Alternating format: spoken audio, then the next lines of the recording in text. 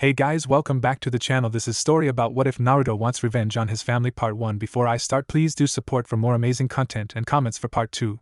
Do consider to subscribe my channel and share my video to your friends and check out the description as well. Let's start the video. It has been 4 years, 4 long horrible years since that day. Thought 16-year-old medical ninja Sakura Haruno jumped from tree branch to tree branch. She was just a few steps behind her sensei and team leader Kakashi Hatake. Behind her was her new team, Hinata Kiba and Shino. She had joined their team because all the members of Team 7 minus her were either dead or a traitor to the village.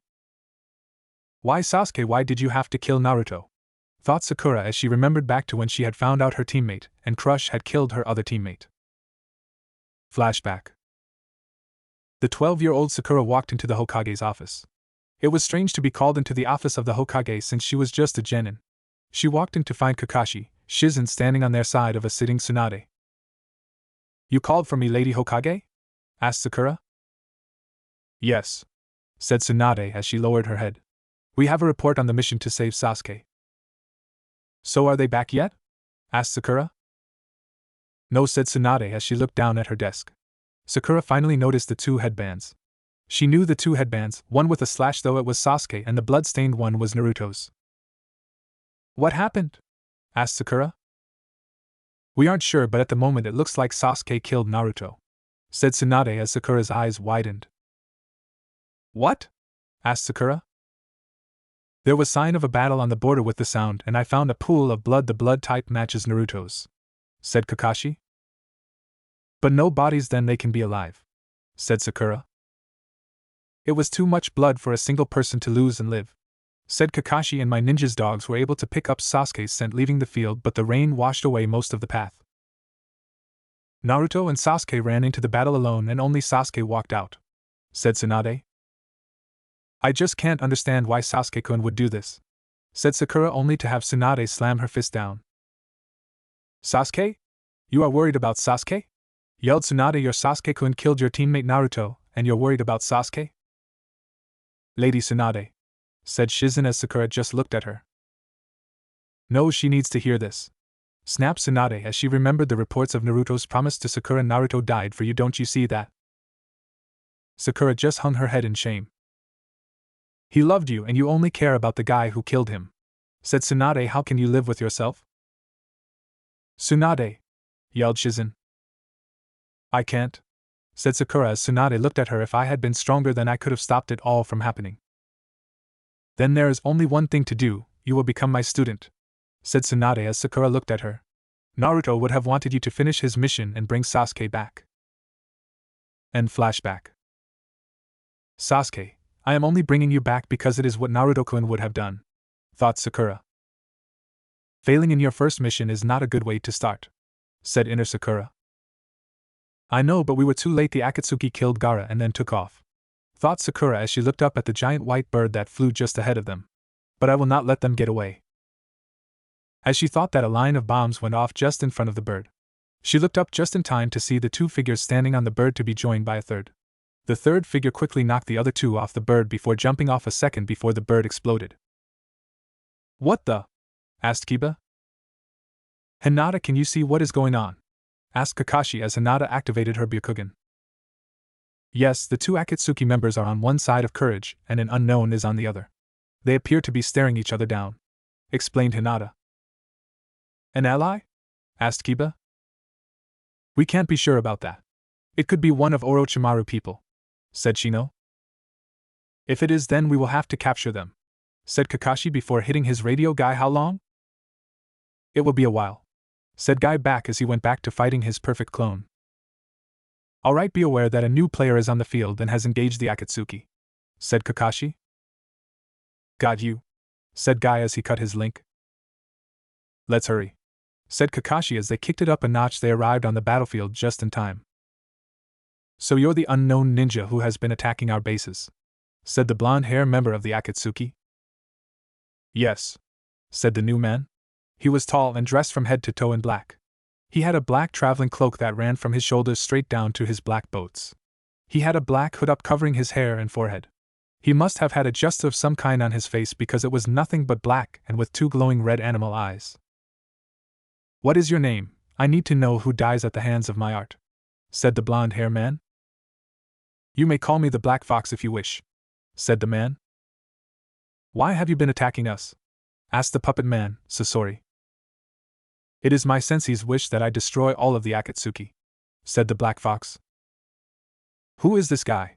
Asked Kiba as he looked at the man. I don't know, said Kakashi. Well, your sensei has no idea who he is messing with, said Sasori. You don't know, said the Black Fox.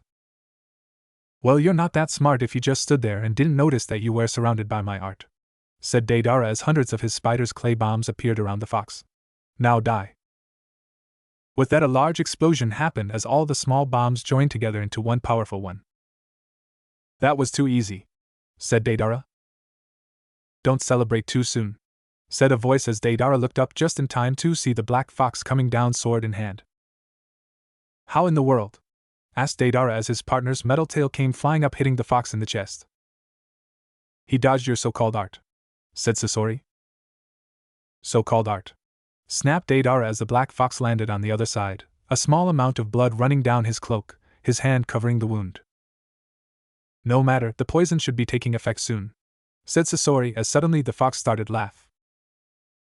No, it will not. See, I am immune to all poisons, said the fox. He moved his hand only to show flesh, untouched by any wound. What? Asked Sasori. All you managed to do was to ruin a perfectly good cloak, said the man as he took off his cloak to show. He was dressed in a long black coat that hugged his sides. It ran down his entire arm before stopping at his black gloves.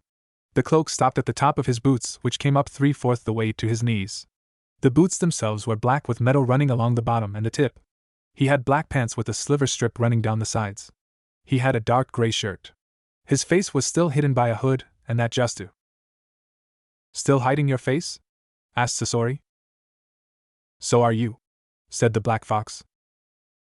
Well, it is time for you to die, said Sasori as he opened his mouth and dozens of needles came flying out. The fox began moving with a strange mix of ease and grace to avoid the razor-sharp needles. He was dodging it so well he actually had his hands in his pockets, as if he was bored. How is he doing that? Asked Deidara. I have my ways, answered the fox as moved out of the way of another attack. However, I am getting bored with this. Well, so am I, said Deidara as he pointed toward the sky. Out of a large cloud came 3 of the clay birds. Each came swapping down, forcing the fox to jump back as each one exploded where he was just a second ago. When the last one hit, a line of needles came flying out of the smoke. The fox ducked, but he was too slow. The needle flew in the space between his hood and his head, ripping his hood apart and breaking his justu. For a moment nothing happened as the fox sat on one knee, his face looking at the ground. Golden blonde locks were now free from the hood that had kept them hidden. Well, now we get to see your face, said Deidara. You shouldn't have done that, said the fox as he stood up. Sakura's eyes widened as did everyone else. They saw his face. His wild blonde hair framed his red eyes. However, the thing that stood out the most were the wicker marks on each of his checks. Naruto? Asked Sakura as the Black Fox turned and looked at her. Then for a brief second in front of everyone those red eyes turned to sky blue before turning back to red. How can this be? That is Naruto-kun, asked Hinata as she fought the need to faint. How indeed? Said Shino. We have to back him up, said Kiba as he pulled a kunai. Your help will not be required, said a new voice as the others looked up to a higher tree branch only to see a large fox maybe the size of Akamaru sitting there looking down. Its jet black fur and somehow darker eyes sent chills down the ninja's spine. Who are you? Asked Kiba as he bared his teeth, wondering how he couldn't have smelled the fox before. My name is Saito, and Naruto and I are a team, said Saito with a small smile showing off his razor-sharp white fangs. And he has asked to do this alone. How can we believe you? Asked Sakura. Your trust is not needed, but if you should try to get in our way, I will have no problem ending your life, said Saito. There are 5 of us, 6 if you count Akamaru. We can take you, yelled Kiba. Foolish dog boy, not knowing when he is outmatched, said Saito with a grin. Tell me, do you not see anything different about me, something you wouldn't normally see in a fox? You talkin' a lot bigger, said Kiba, causing Saito to roll his eyes. Beside that, said Saito. You have 3 tails, said Shino as everyone looked, and he was right, Saito did have 3 tails. Very good, bug boy, said Saito. I am not a normal fox, I am a demon fox. With a rank of 3 tails. That is still 6 tails below the 9 tails, and we humans killed him, snapped Kiba. My father is far from dead, said Saito with a grin as the ninja's eyes widened. What? Asked Sakura. You heard me, I am the son of Kyubi 9-tailed fox, lord of all demon foxes, said Saito, and Naruto is his student. His student? Asked Sakura, unaware to everyone else the pieces were coming into place for Kakashi. The Kyubi must have taken him somewhere to train him, but for what? Thought Kakashi he wouldn't just do that for free, he would want something. The only thing he wanted was to be free of Naruto. Could Naruto have freed him in order to be trained by him? Saito, you don't have to tell them everything, said Naruto flatly. Also, you don't have to scare them shitless. But it's so much fun when I do, laughed Saito. I would bet you wanted your hood to come off. Yeah, maybe a little, laughed Naruto back. So you are a Jinchuriki? Asked Sasori. I was, but not anymore, said Naruto as the Akatsuki looked at him. However, because of my past it is one of the reasons why I am going to kill you. It is one of the reasons why I am going to kill you, said Naruto as red chakra engulfed him and his sword turned bright red. You are just a kid, you can't stand up against my art, said Deidara as he reached into his pockets. Only if I wasn't low on clay. You shouldn't be so worried about art, instead you should be worried about your life, said Naruto as he bolted across the ground towards Sasori. The puppet master had no time to move before Naruto's sword ripped through his body. Sasori! Yelled Deidara as a figure jumped out of the remains of the puppet. Standing there was a young redhead. You actually got me out of my outer body, said Sasori. You now see my real form. You're a redhead? Asked Deidara.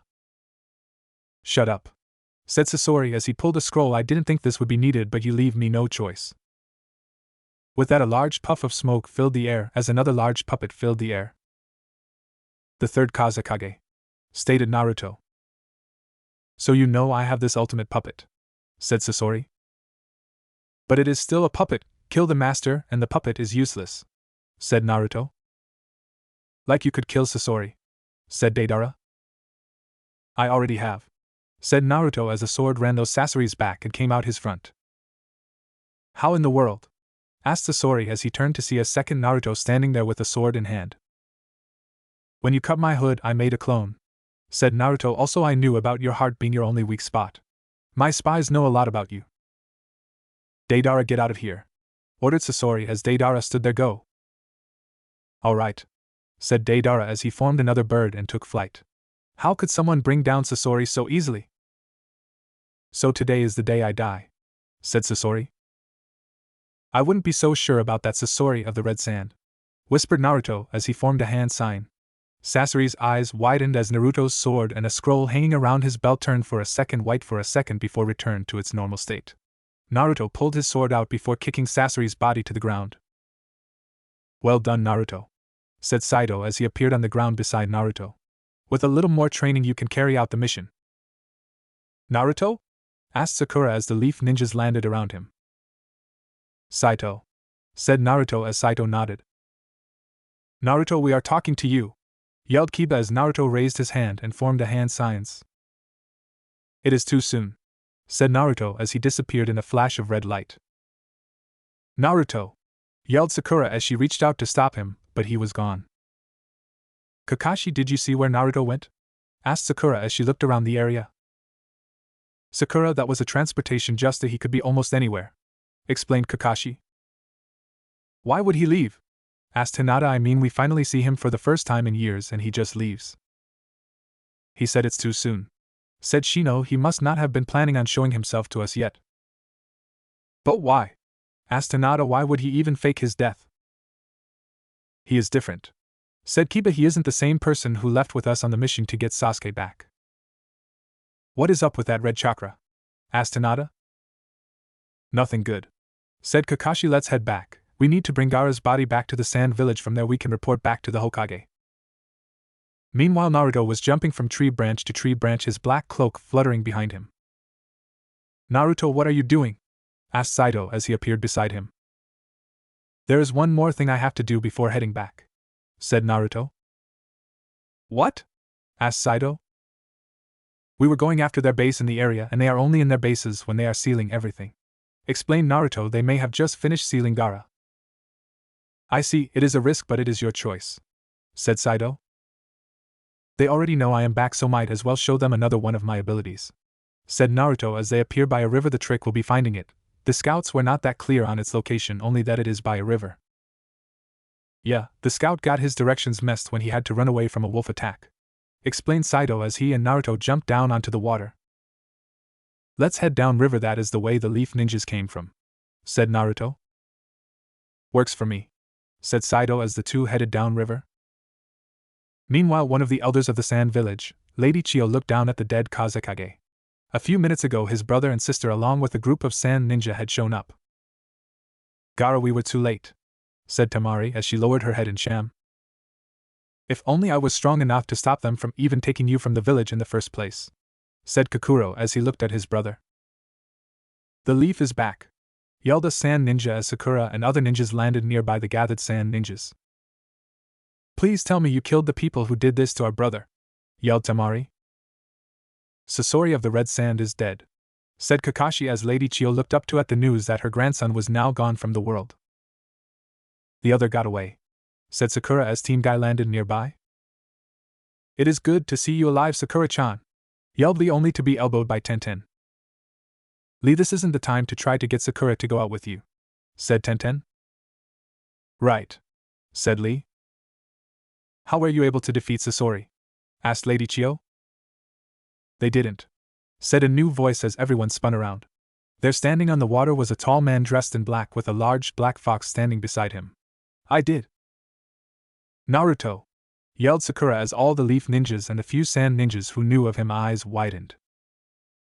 Naruto? Asked Lee, stunned to see his friend back from the dead. Yes, now stand aside, ordered Naruto. If you came to steal our leader's body, then we will not allow it, yelled a sand ninja as she got between Gaara's body and the newcomer. It's okay, Matsuri, said Temari. What do you plan to do, Naruto? You will see, said Naruto as he walked forward. Everyone giving him a wide space, he stopped right in front of Gaara's body. No one speaks or else you will mess this up, ordered Naruto as he pulled his sword out and stabbed Gaara's body clear through. What are you doing? Yelled more than a few sand ninjas. Calm down, ordered Naruto as he started to run thought hand signs so fast that even Kakashi couldn't keep track. Finally he stopped as the sword turned bright red as the temperate in the Akatsuki base dropped down so low that everyone could see their breaths. The stage is set now for the judge. What are you talking about, Naruto? Asked Sakura. Who is this judge? I am, said a whispered like voice from the darkness of the cave. A sense of dread and fear filled everyone but Naruto and Saido as they stood. Why have you called upon me, Naruto? For you to bring your judgment, Todd, spoke Naruto to the darkness. Very well, said the voice as an image began to form in the darkness. The figure was dressed in a wholly black cloak, but you couldn't see what was under the holes. Somehow that was even darker than the darkness that now surrounded them. No one could see the person's face, only pure darkness from under his hood. His hands were not covered with flesh, instead they were dirt-covered bones that somehow moved on their own. He held an ancient scythe in his hand, however even for its age the blade was razor-sharp. In his other hand was a large ancient book.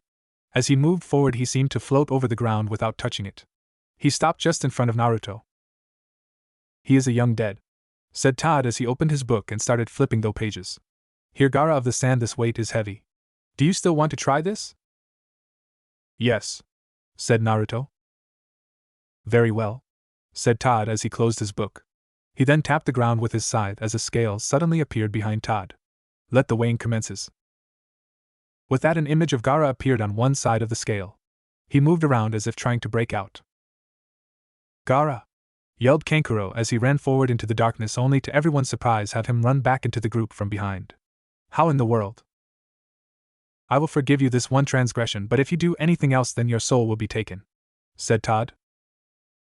I am sorry for his action, Todd, said Naruto. No matter, it is time for your offering, said Todd as Naruto pulled a scroll from his back and held it. Here I offer in exchange the soul of Sasori of the Red Sand, said Naruto as everyone's eyes widened. That light Naruto's sword gave off when he killed Sasori must have sealed his soul away into that scroll, but a gesture like that is forbidden, thought Kakashi. Ah, said Todd as an image of Sasori appeared on the other end of the scale. This one is wanted dearly by my master, but will it be enough for the exchange? I believe it will, said Naruto. Very well, said Todd as the scales began to move. First Sasori's end went down, and then Gaara's before settling at an even leave. Their weight is the same, the exchange is fair, said Todd as the images disappeared as well as the scales. The exchange can happen. Let's do this, said Naruto as he placed the scroll down on top of the butt of his sword. Todd's hand moved toward the sword, however, and it was a ghostly image of Gaara. The exchange is done, said Todd as his hand crossed over the scroll. The moment it did, the image in his hand changed from Gaara to Sasori. A second later, Gaara let out a deep breath. Until we meet again, Naruto, said Todd as he disappeared from sight and the light and warmth returned. Naruto then pulled his sword from Gaara, only for everyone to see that Gaara was breathing and didn't have a wound on him. What was that? Yelled Kiba. I traded Sasori's soul for Gaara's, said Naruto as he put his sword away. How can you do that? Asked Temari. With the god of death summoning pack, said Lady Chio. I remember the legends of something like this, but I always thought it was a myth. All myths are based partly on facts, said Naruto. So what did we just see? Asked Kiba. That was Todd, the keeper of the Book of the Dead, said Naruto. For the right price, he is willing to trade one soul for any other as long as they weigh the same, or he gets the better deal. Weigh? Asked Shino. Their chakra strength the stronger, and the age of the person determines the weight of the person, explained Saito before looking at Naruto. It's time. Right, said Naruto as he formed a hand sign. Wait, why are you leaving? Pleaded Sakura. Please, Naruto-kun, we are your friends. We all thought you were dead, so why leave? He needs to finish his training, said Saito. He is a leaf ninja. He is coming back with us, yelled Lee. Don't worry, my youthful friend, I will save you from this black creature. Lee jumped into the air and tried to deliver a roundhouse kick to Saito, only to be blocked by Naruto. What Naruto? Asked Lee as Naruto's eyes turned red and he threw Lee hard out of the cave-like base and into the cliffside outside. You have no idea what is going on, Lee, so stay out of it, growled Naruto as his friends looked at him. Naruto, we have wasted too much time here, said Saito. I know, said Naruto as he formed a hand sign until we meet again. Slowly his body disappeared back into nothingness. Naruto-kun, what happened to you? Asked Sakura out loud as she looked at the spot where Naruto used to be. At least he is still alive, said inner Sakura. But look at how much has changed. He isn't the same person, said Sakura back. Can I bring him back? Sure we can, yelled inner Sakura. What happened? Asked Gaara as he opened his eyes. That will take some explaining, said Kakashi, however not nearly as long as it will to explain this to Lady Tsunade. Naruto, I thought you had more control over yourself, said Saito as they walked through a grassy field. It was seeing her again, explained Naruto as he lowered his head in shame. I thought I had overcome my feelings toward her, but it seems they still have some hold on me. Her? Asked Saito as he searched his memoirs. Ah, the pink-haired young woman is Sakura Haruno? Yeah, said Naruto. So she is the vixen that drives you crazy? Asked Saito. Yeah, said Naruto, however her heart belongs to Sasuke. I see, said Saito. I never understood that about you. You expected my father's offer so that you could bring back a male to the vixen you love. Most males would just try to move in and take the vixen for himself. Sakura's happiness means the most to me, and if that means she is with someone else, so be it, said Naruto.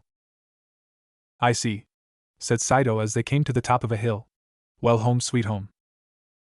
Yeah, home, said Naruto as he looked down at the demon fox village. Sakura had never run so fast in her whole life as she and her team made their way back to the leaf. Sakura, I admire your youthfulness, but the others need to rest, said Lee as he looked at the other struggling ninjas. Even Guy and him were having trouble keeping up with Sakura. Lee, said Sakura. Yes. Shut up, yelled Sakura as her speed increased yet again. I have to tell Lady Tsunade. I have to tell her that Naruto-kun is alive. Though Sakura. Meanwhile, in the demon world, Naruto was in his home. It was his own private living area on the grounds of the Demon Fox Royal Palace. He was the first human to ever live in the demon world, as such a lot of the things he had wasn't designed for a human to use. However, he had adapted. He hung his cloak and sword on the wall before heading toward the shower. He quickly turned the water on. He stepped into the hot water, and instantly his thoughts turned inward. Sakura-chan, said Naruto as he placed his head against the wall, letting the water run down his body. Why can't I get you out of my head? Because you love her, said a new voice in his mind. Kyubi, said Naruto as his eyes turned red. I thought I asked you not to invade my personal mind, and you said that you would only use this link in the case of emergency. Well, your love for the young vixen is messing with your mission, said Kyubi inside his mind. My mission is to recuse Sasuke for Sakura, destroy the sound and remove the Akatsuki from the world, said Naruto. Somehow I don't think you want to save Sasuke for Sakura. You want the vixen to love you, and you believe that if you bring him back she will love you. No offense, Fox, but you have no real idea how humans' romances work, said Naruto. And neither do you, said Kyubi as his voice faded from Naruto's mind. I really hate him sometimes, thought Naruto as he turned off the water and headed toward bed. He would begin training again in the morning. Meanwhile, in the leaf, Tsunade was about to finish for the day when Sakura burst through the door. Lady Tsunade, yelled Sakura in between deep breaths. What is it, Sakura? Asked Tsunade. It's Naruto, he is alive, said Sakura as Tsunade's eyes became as wide as diner plates. What? Asked Tsunade. We saw him on our mission, said Kakashi as Tsunade looked toward him. He killed a member of the Akatsuki as if it was nothing. Are you sure it is Naruto? Asked Shizen. Yes, we are sure, said Shino as everyone else entered the room. Well, where is he? Asked Tsunade. Sorry, after he brought Gaara back to life he did some transportation just to and got away, said Sakura. Brought Gaara back to life? Asked Shizen. Yeah, he summoned someone named Todd and traded the soul of the Akatsuki member he killed for Gaara's, said Kakashi as Tsunade's eyes widened. That is a forbidden summon that hasn't been used since the dark times before even the nations were formed, said Tsunade. It gets worse, he was traveling with a large fox, said Kakashi. The Kyubi? Asked Tsunade. No, the fox is named Saito. He is the son of the Kyubi, said Kakashi. Son of the Kyubi, said Shizen. He said Naruto was the Kyubi's student, said Kakashi as Tsunade's eye widened. The Kyubi student? Asked Tsunade as Kakashi nodded his head. How could he be alive? I thought Jiraiya said Naruto's name was faded from the Toad Summon Scroll, said Kakashi. I don't really know, said Tsunade as she turned to Shizen. Send a message to the pervert and tell him to get his ass back here now. At once, said Shizen. So what are we going to do, Lady Tsunade? Asked Kakashi. We can't spare the resources to go after Naruto and Sasuke. Go after Sasuke, stated Sakura as everyone looked at her. How can you say that? Naruto-kun never turned his back on us, we can't abound him, snapped Hinata. Hinata, Naruto-kun will go after Sasuke, said Sakura. If we find Sasuke, we find Naruto-kun. She is right, said Kiba. Naruto will likely go after Sasuke, so if we get him, we get Naruto. Alright, we will go after Sasuke in hopes of finding Naruto, said Tsunade. The next morning Naruto woke up and did his normal routine, push-ups, sit-ups, lifting weights, and running. Morning, Naruto, said the Kyubi as he walked up to Naruto, who was currently sitting on top of the water in meditation. Morning, Kyubi, said Naruto as he looked up at the lager dark red fox with 9 tails. How are you going on perfecting the sage mode? Asked the Kyubi. Every day I get close, but it is slow, said Naruto. Good, you have progressed much more than I thought possible, said Kyubi. However, I am still not ready, said Naruto, and time is running out to save Sasuke.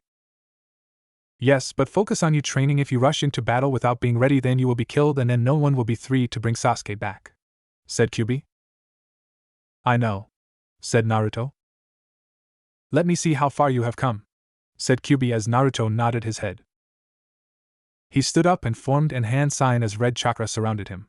Slowly his skin started to fall off as he started to change. There, said Naruto in a deeper voice, that is about how far I can go. I see, said Kyubi, you are near? I know, said Naruto as he turned back to normal, except his skin was slightly burned. Also, it still hurts when I use it. That is to be expected, said Kyubi. Now how are you doing with the fact that your friends believed you to be dead? Actually better than I, though, said Naruto as he put his cloak back on and grabbed his sword. It is kind of liberating being free from the orders of a leaf ninja and those eyes in the village, and yet I miss my friends, but I enjoyed not seeing those eyes more. Once you finish your training you may return to the village, said Kyubi. However, if we should ever need you. I know, said Naruto. I will come. Good, now get back to work, ordered Kyubi as he turned and walked away. Meanwhile in the leaf, Sakura sat at the barbecue stand just looking at her food as it burned over the hot coals. What is up, forehead? Asked her best friend Ino as she, Shikamaru, and Choji walked into the food stand. Yeah, you look very bad, said Choji, like you have something on your mind.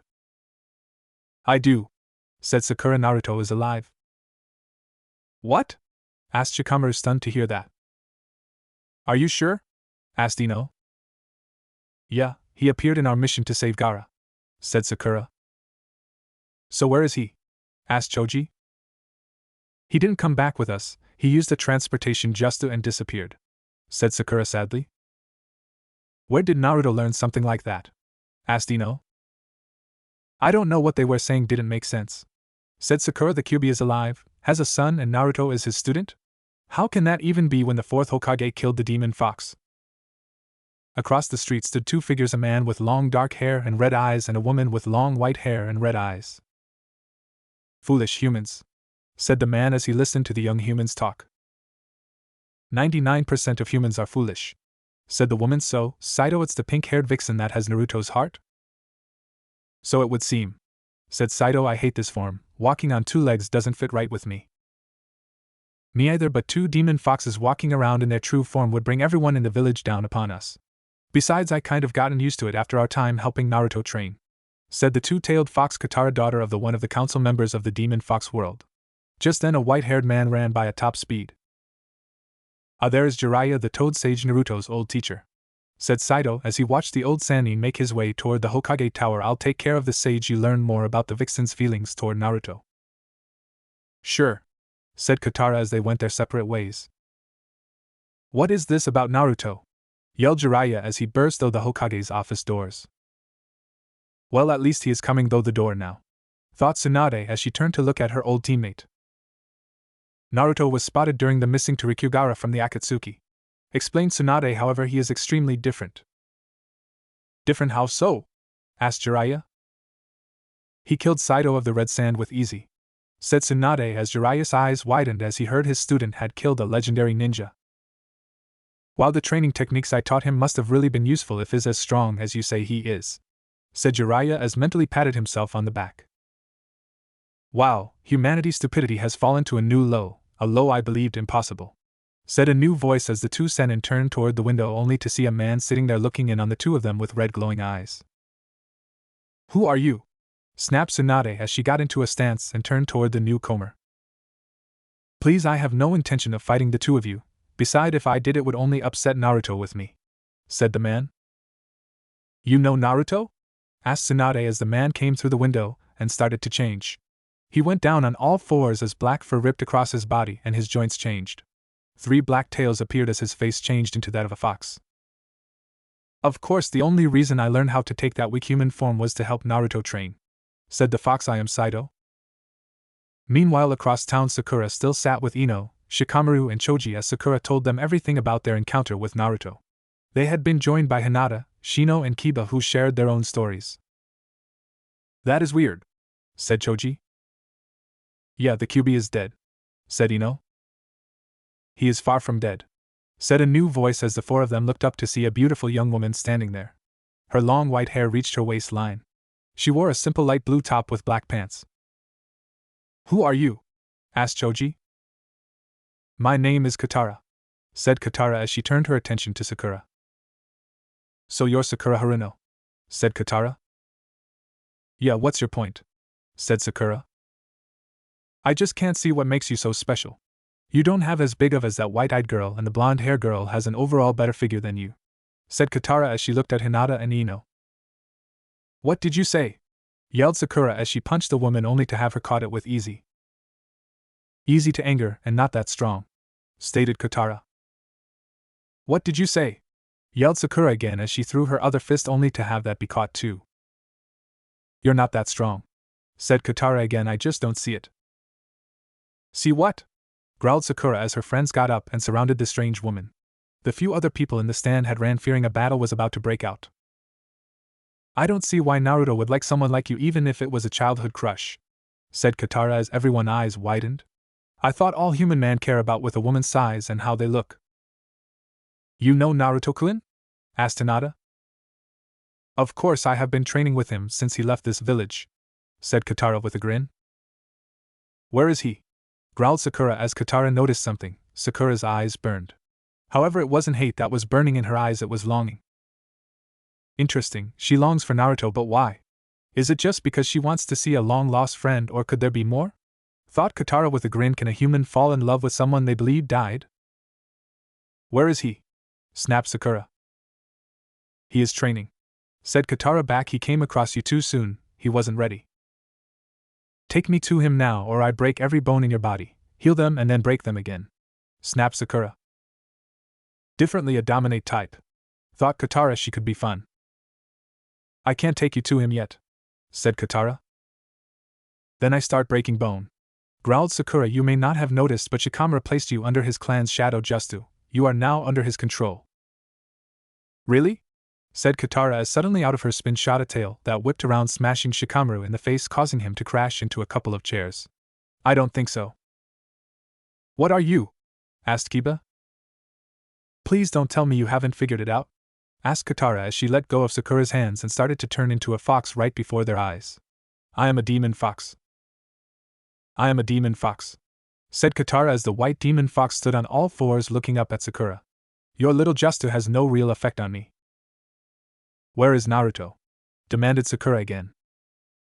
Wow, facing a demon and you are unflinching in your demands, said Katara as she released some demon chakra, and yet Sakura stood her ground. Interesting, most humans would have crapped their pants by now.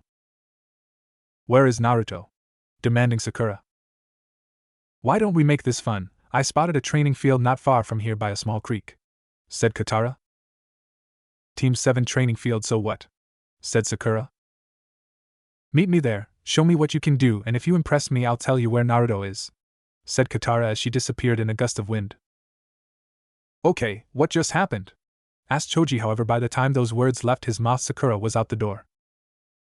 Meanwhile, in the Hokage's building, Tsunade and Jiraiya looked at the black fox. You seem surprised that a demon fox would be here, said Saito as he grinned at the two Sannin. You're the one that was in Kakashi's report, the one that was with Naruto, said Tsunade. Yeah, I am his partner in our mission to destroy the Akatsuki and rescue someone called Sasuke, said Saito. Why are you here? Asked Tsunade.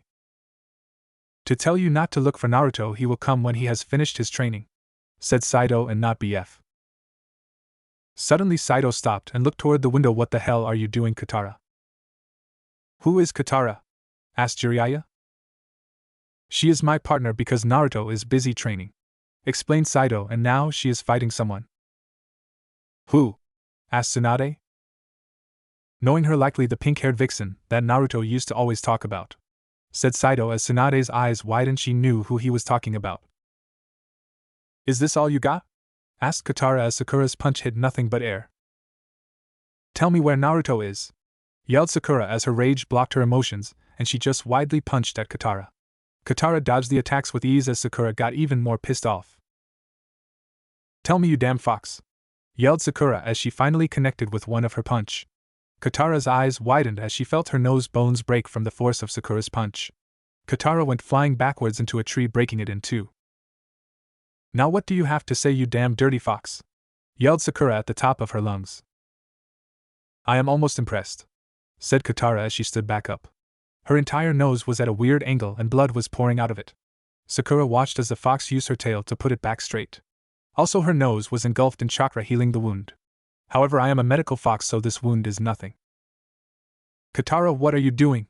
Asked Saito as he appeared in a nearby tree. A few seconds later, Tsunade, Jiraiya, and the other rookie 12 plus their sensei appeared on the training field. I am having some fun, stated Katara with a grin as Saito shook his head.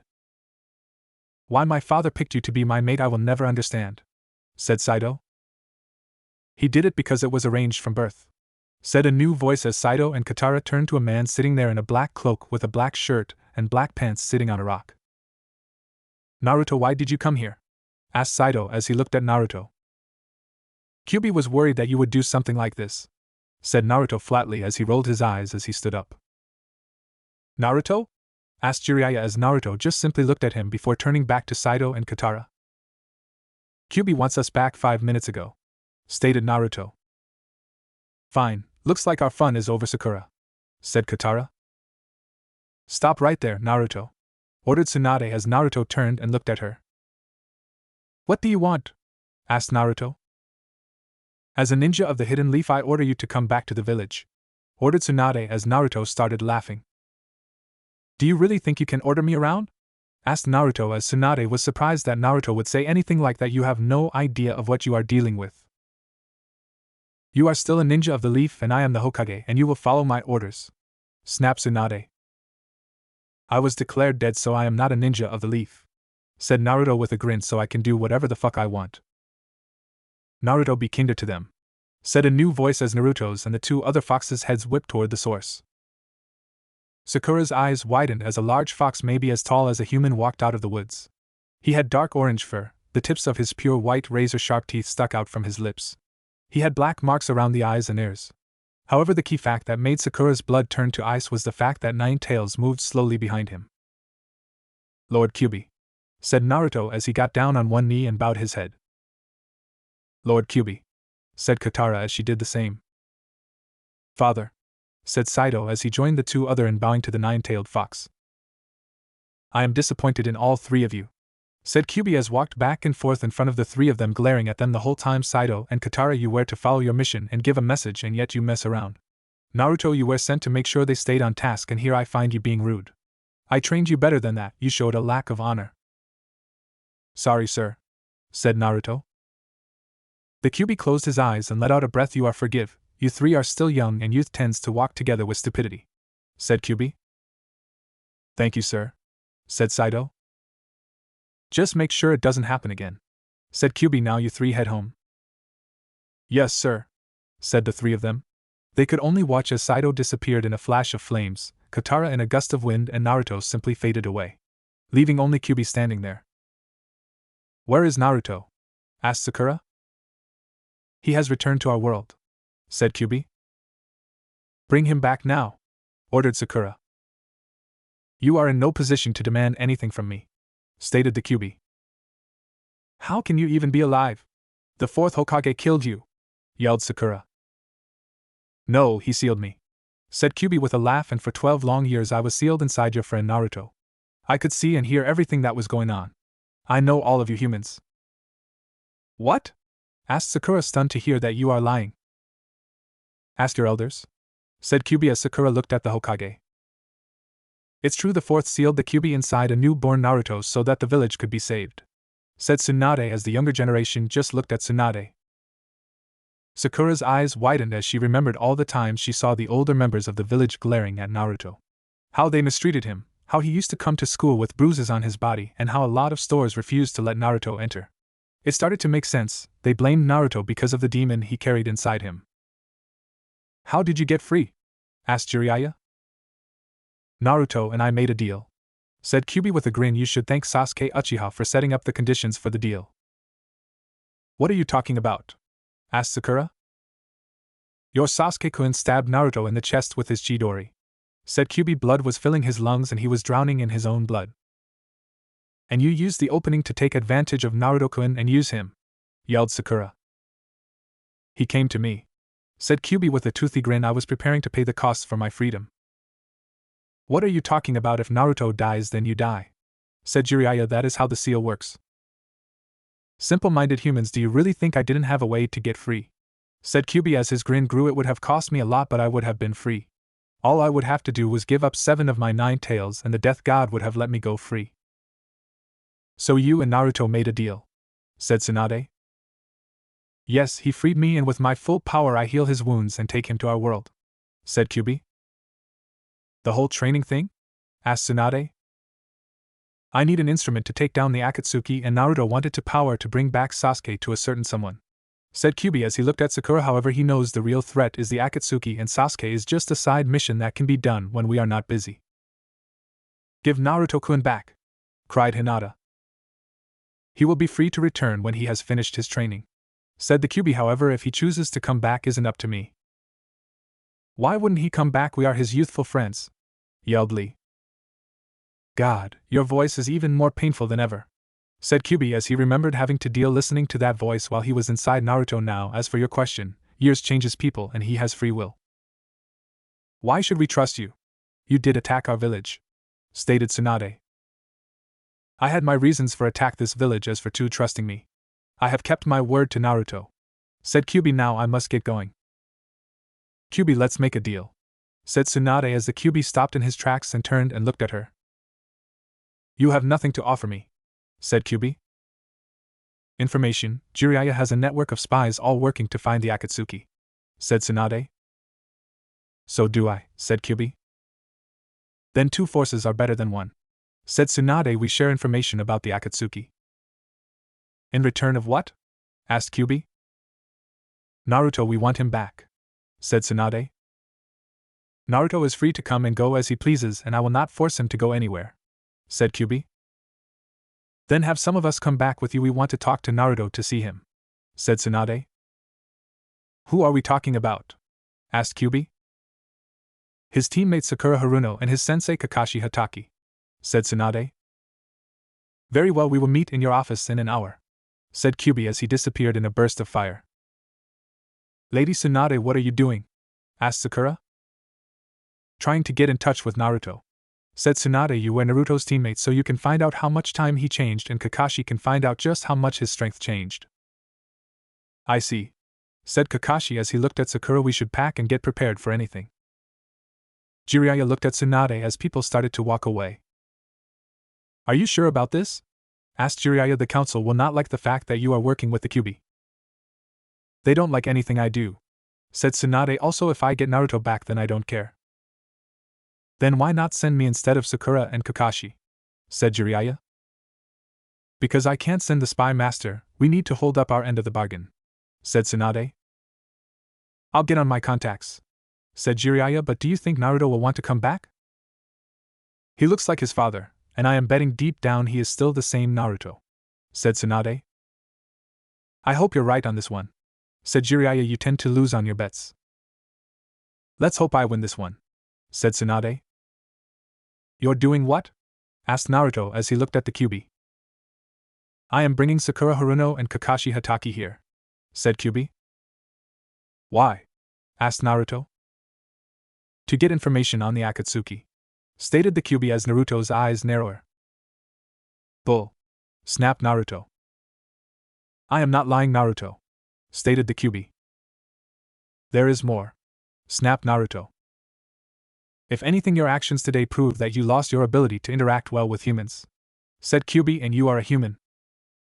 But why them? asked Naruto. It is what the Hokage pick, said Kyubi. Fine, said Naruto as he turned and headed toward the training ground to work off some pent-up rage. Also because you can't master the Sage mode until you figure out your feelings toward the vixen, thought Kyubi.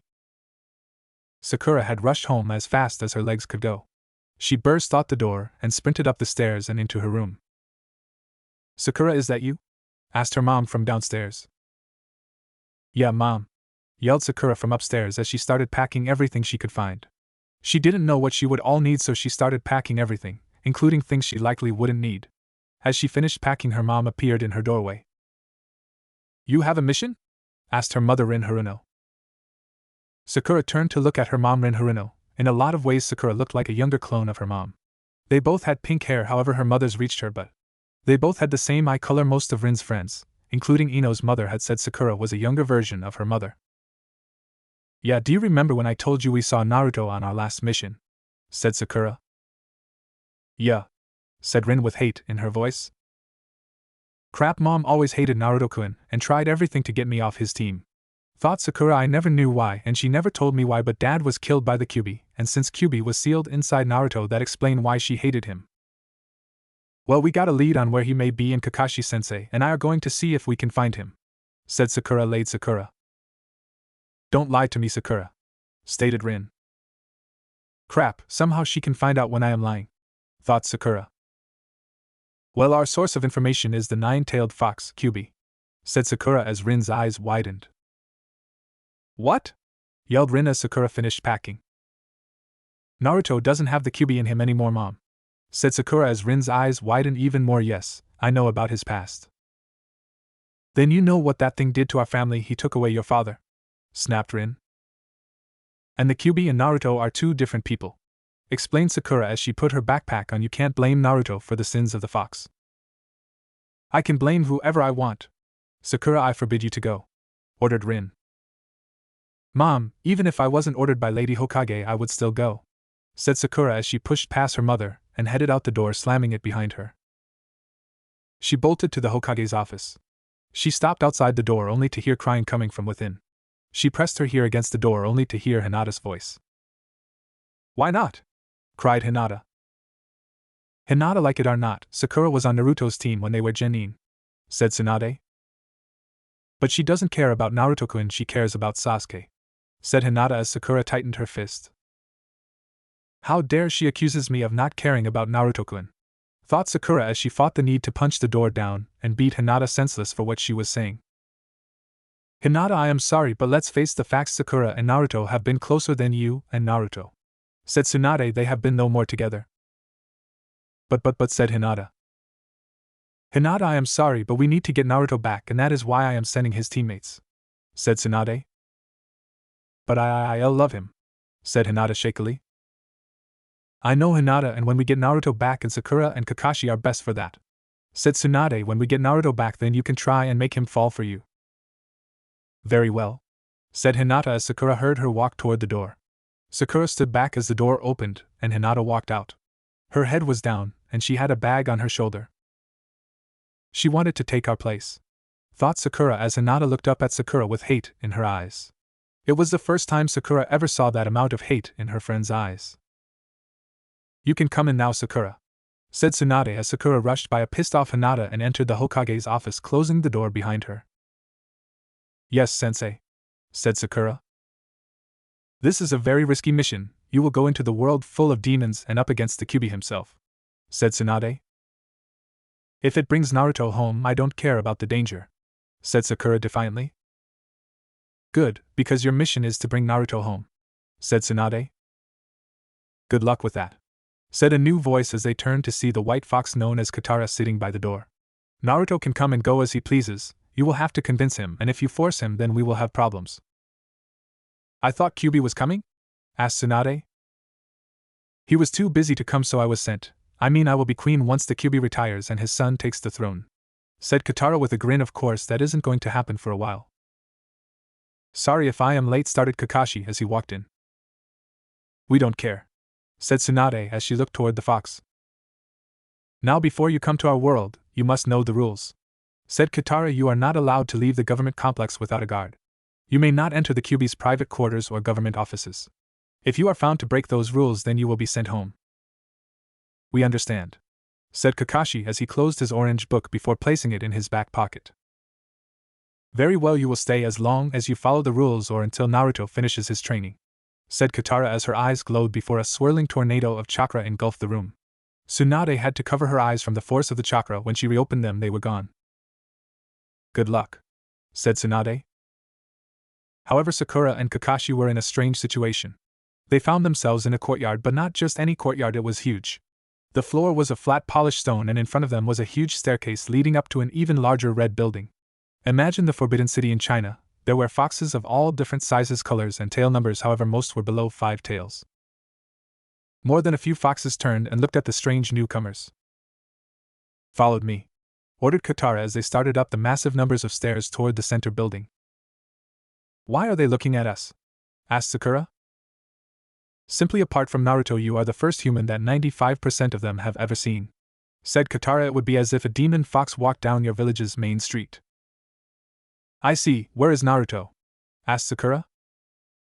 Straightforward as always, Vixen, said Katara as Sakura glared at her. He is in the main training field. I'll take you. Thanks, said Sakura as she and Kakashi were led toward the center of the huge building. They walked past huge columns covered with images of foxes, all covered with gold and silver. Their eyes were made of diamonds and rubies, giving them a weird look as if stone foxes were alive and looking out at here. They walked past many rooms lined with gold and the finest wood Sakura had ever seen. In those rooms were strange items along with things she knew all too well. Finally, they reached a large stone platform surrounded on all sides by buildings. There in the center of the shirtless Naruto. He was fighting against a human with black hair. They were going full go.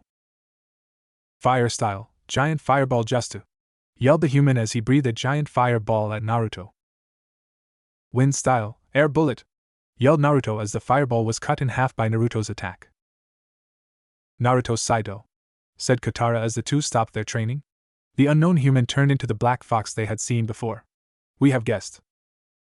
I see, said Naruto as he turned and walked away.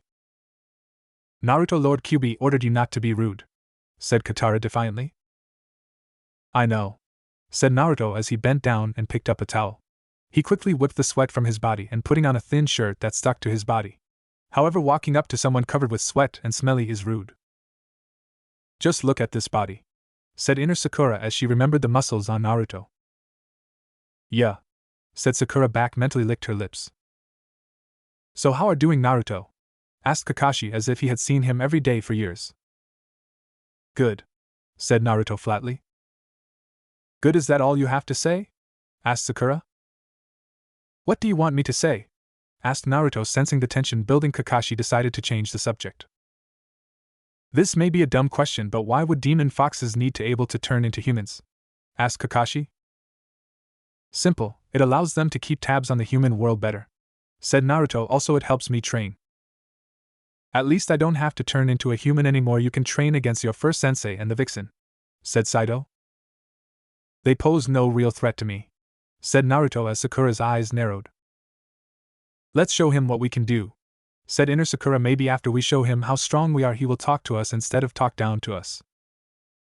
Yeah, said Sakura back. Is something wrong, Naruto-kun? You worried that you will lose to a girl? Said Sakura as she glared into Naruto's eyes. No, said Naruto. However, it is late, and you arrived just before supper, and Lord Kyubi gets upset when any more is late for a formal supper. He is right, Lord Kyubi is a stickler for being on time, said Katara. Fine, said Sakura. Naruto, why don't you show them to their house since they are staying with you? Said Katara. Fine, said Naruto as he started walking down a side path. Follow me. You know my father ordered you to show them to their rooms, said Saito as he looked at Katara. Yeah, said Katara. You're trying to set Naruto up with the pink vixen, aren't you? Asked Saito as Katara just grinned before turning and walking away. However, as she walked, she accidentally let one of her tails run down Saito's muzzle and the side of his face. Damn vixens, thought Saito as Katara walked away. He wasn't going to let his future mate win by showing he was interested in her. Here, said Naruto as he opened a door and led them into the largest greeting area that Sakura had ever seen. There was a huge center courtyard with a large fountain. Behind waterfall was a staircase leading up to a second floor. Ground floor is living room, training room, and other basic stuff, explained Naruto. Upstairs are the bedrooms. I don't care which ones you take. Can we take yours? Asked Sakura with a wink as Naruto just looked at her. No, said Naruto, I would hurry up and place your bags in your rooms. We leave in 10 minutes. With that, Naruto disappeared up the staircase before disappearing into a side room that must be the bedroom. I'll take the room away from Naruto, said Kakashi with a wink as he walked up the stairs. Sakura walked up the stairs and took the bedroom right beside Naruto. Maybe we can get into Naruto-kun's bedroom, said inner Sakura as Sakura opened the door to her new bedroom. Her eyes widened at what she saw. There was a huge bed with columns at each corner, and a red silk canopy over the red coverings. She jumped onto the soft bed looking up at the ceiling. She could hear water running nearby. Naruto must be taking a shower, thought Sakura. If only we shared bathrooms, then maybe I can accidentally walk in on him, or him me. Too bad we don't, said inner Sakura as Sakura looked toward her private bathroom. A few minutes later, the sound of Naruto's voice came from outside her door. It's time, said Naruto. Alright, I am about to have dinner with a bunch of demons, including the one who killed my father, thought Sakura as she straightened her cloths before heading out the door. She walked out the door and saw Naruto and Kakashi waiting by the water fountain. Sakura and Kakashi's head were looking around as they walked into the main dining hall. It was the greatest sight Sakura had seen in a long line of great sights she had seen that day. It had a large vaulted ceiling with diamonds and other rare jewels in the ceilings. making the ceiling look like a starry night sky. There was a huge ancient-looking dark wood table. Around it sat a dozen foxes, all with different numbers of tails and different colors. At the head of the table was the Kyubi. "Ah, Naruto, you are on time," said Kyubi. "As always," said an elder fox. "Who are the other two humans?" asked another elder. "Naruto, are you going to introduce your friends?" said Kyubi. "Yes, sir," said Naruto. "This is Sakura Haruno and Kakashi Hatake of the village hidden in the leaves." "Your former teammates, correct?" asked a light blue fox with 7 tails. "Yes, Councilman Gyakko, I see you have been listening to your daughter," said Naruto with a smile as Gyakko smiled back before laughing a bit. "Well, it is kind of hard not to listen to her, she takes after her mother," said Gyakko as he looked toward Katara, who sat beside Saito to the right of Kyubi. "Please take a seat," said Kyubi as Naruto walked over and sat to the left of Kyubi across from Saito. "You too." Sakura decided to sit beside Naruto with Kakashi sitting beside the demon fox Gyakko. "Now that everyone is here, we may eat," said Kyubi as Sakura looked at the food for the first time. It was strange, it was almost the same thing she expected to see at a human table. However, there was a lot more meat and few vegetables. Sakura couldn't help but watch as the demon foxes used their multiple tails to pick up the food in their cups. Sakura looked over and saw Naruto eating as if it was normal. Kakashi was doing the same. Sakura reached up and took food of her own. "So Naruto, does this vixen belongs to you?" asked Gyakko as Sakura's eyes widened.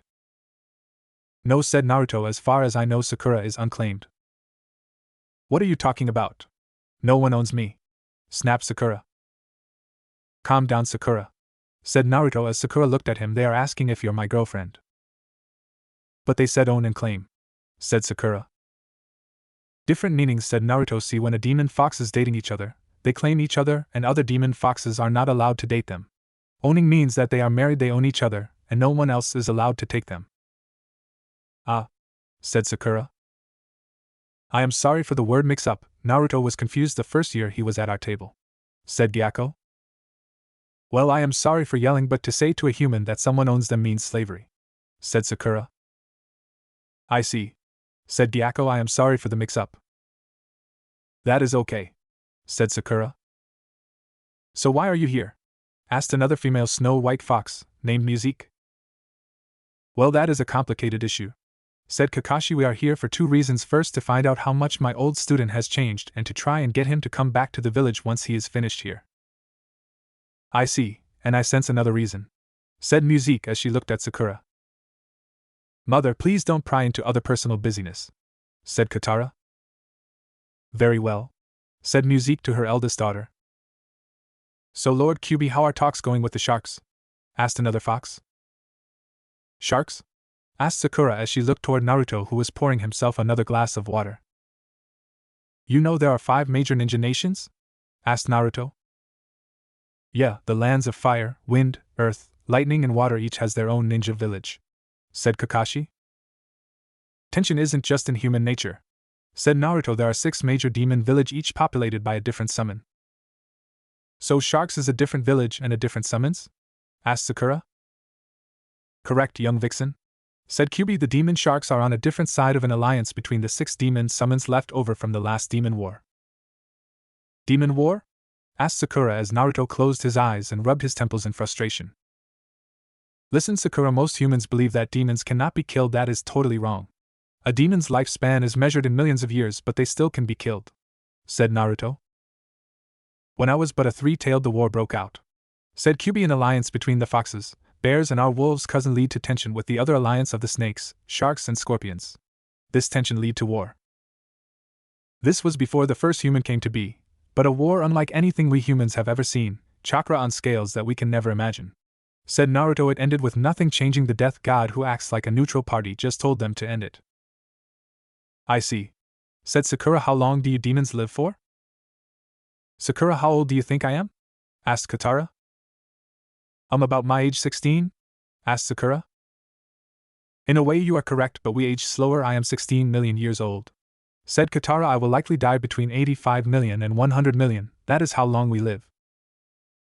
"I had no idea," said Sakura. "Yes, I am nearing retirement age myself," said Kyubi. "Please don't say that, Lord Kyubi," said Katara. Once my son here has mastered 6 tails, I will hand the throne over to him. Said Kyubi. That should happen in another 5 million years. 10 if my future son-in-law doesn't grow up some more. Laughed Gyako as Saito pouted at his future father-in-law actions. So you two are engaged? Asked Sakura as she looked at Saito and Katara. Ever since we were born, said Saito. Yeah, I am the first daughter of the head house of wind and Saito is first son of the house of fire, said Katara, and our firstborn male pup will be arranged to be married as you humans say to the first daughter of the house of water. It goes around though the 5 chakra types which one represented by a royal house, said Kyubi. I see, does arranged marriages happen to all demon foxes? Asked Sakura. No, only between the son of the lord and the first female of the next house, said Musique. What if they don't like each other? Asked Sakura. If both agree to it then their arranged mating cannot happen, said Kyubi. However, throughout history that has never happened. I see, said Sakura as she noticed that everyone was finishing up their meals. Why don't we retire for the evening? Said Kyubi as he looked at Kakashi and Sakura. I know how far Naruto has come, but I want to know how he compares to people he grew up with. What does that? Asked Sakura. Tomorrow morning you guys fight me, said Naruto with a grin. Crap, can we really hurt Naruto-kun? Asked inner Sakura. We have to because we have to show Naruto-kun that we are strong, said Sakura back as she followed Naruto and Kakashi back toward their home. Naruto didn't say anything as they walked toward the house, and as soon as he walked into the house he walked up to his room, closing the door, the lock sounding behind him. Kakashi-sensei, why is Naruto acting this way? Asked Sakura, only to see that her sensei had his perverted book out. Well, said Kakashi as he closed his book, that is a difficult. First you know about the demon that used to be within Naruto. Yeah, said Sakura. Well, anyone my age or older would know full well what was within him, and we all lost someone near to us, said Kakashi. We all hated the Kyubi therefore. They hated Naruto-kun, said Sakura. Yeah, and then the villagers went around beating him up or worse, said Kakashi, remembering the reports. Imagine Sakura having everyone hate you and you have no idea why. I would hate everyone, said Sakura. That is what happened to Gaara, but Naruto, didn't he keep driving for accepts, and then he made friends with Sasuke, you and the others, even though deep down I think he feared what would happen if you guys found out about his demon, said Kakashi. But we know now, said Sakura. Yeah, and he has spent years with very little human content, said Kakashi, and he may have more personal reasons. Just give him time, Sakura, just give him time. Okay, said Sakura as Kakashi and her walked up and stairs and went into their separate rooms. Sakura quickly showered and lied down on the bed. She didn't know what made her fall asleep so fast. Maybe it was the silk sheets and soft pillow, or maybe it was the sound of Naruto's breathing coming in ever so softly from the against room. Meanwhile, Kyubi and Gyako walked down one of the well-lit corridors. They could look out the window and see with ease the outline of the sleeping village outside the walls of the ancient compound. Old friend, you and I may not have gotten along well in our puphood. In fact, I would almost compare the two of us to the relationship Naruto and Sasuke Uchiha had until Sasuke betrayed his village, said Kyubi, but I hope we can set those old issues aside for the tasks that are to come. Don't worry about me, said Gyako. I could tell you were a lot more worried about the sharks than you let on at dinner. Correct, they are starting to move, and when they start, everyone starts, said Kyubi. Then I have to ask, why did you take the human Naruto on as a student? You must have known that it would piss off the other nations, stated Gyako. I knew, but I had reasons why Naruto needed to come here, said Kyubi to his old friend. They are? Asked Gyako. One, because of all the pain and suffering he suffered in his life because of me, needed to be repaid, said Kyubi.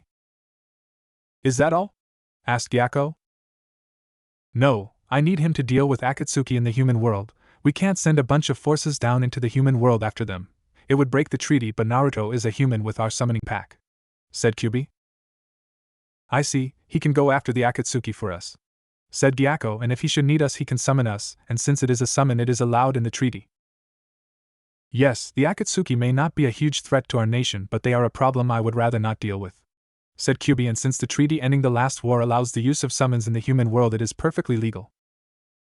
Yes, humans had just figured out how to mold chakra by the time the war ended, said Gyako, but doesn't the treaty limit the number of summons you can have? Yes, 4 people can have the summoning ability in the alliances of nations, said Kyubi. 4 total summons to be split among our allies and us, and 4 summons for the enemy. I never will understand why your mother instated that your father put 4 summons total instead of having each nation only having 1. Asked Yakko. It means that one group will have 2 summons instead of 1. Well, mother was always a little crazy, said Kyubi. However, she was normally right about things. Are you thinking about giving the humans you had brought here the ability to summon us like you have given Naruto? Asked Yakko. No, the alliance members were already upset with me for when I gave it to Naruto. I am not going to push them unless I need to, said Kyubi. A wise choose, said Gyakko as he looked up at the full moon. Well, I am going to retire.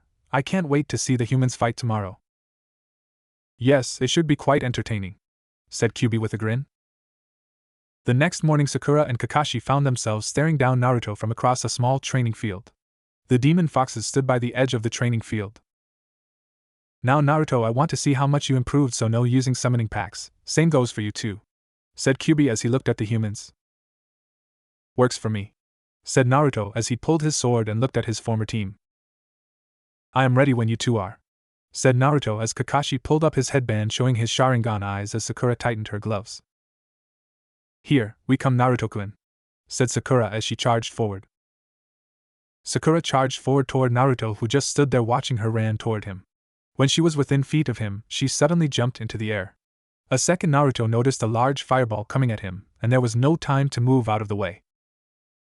The humans worked together to engulf Naruto, said Gyakko.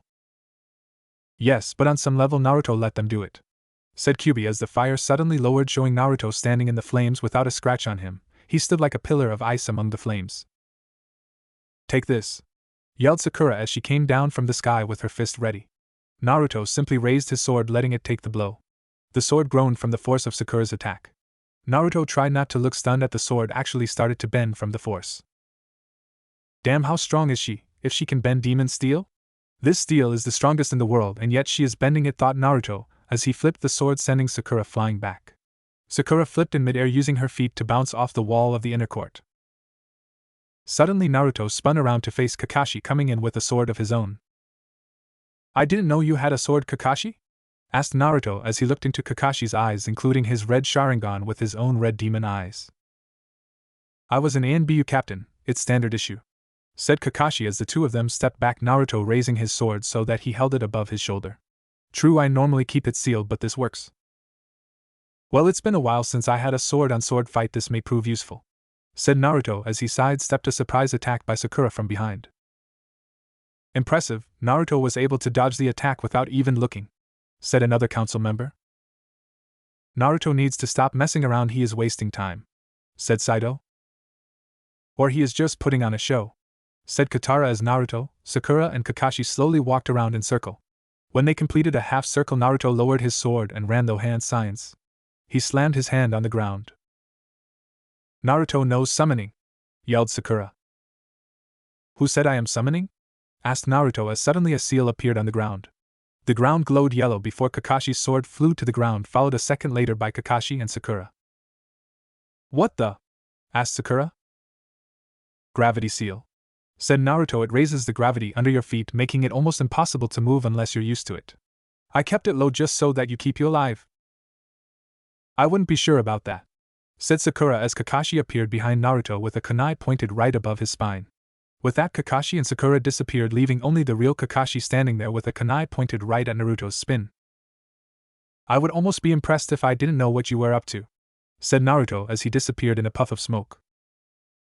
It's a clone? Asked Sakura.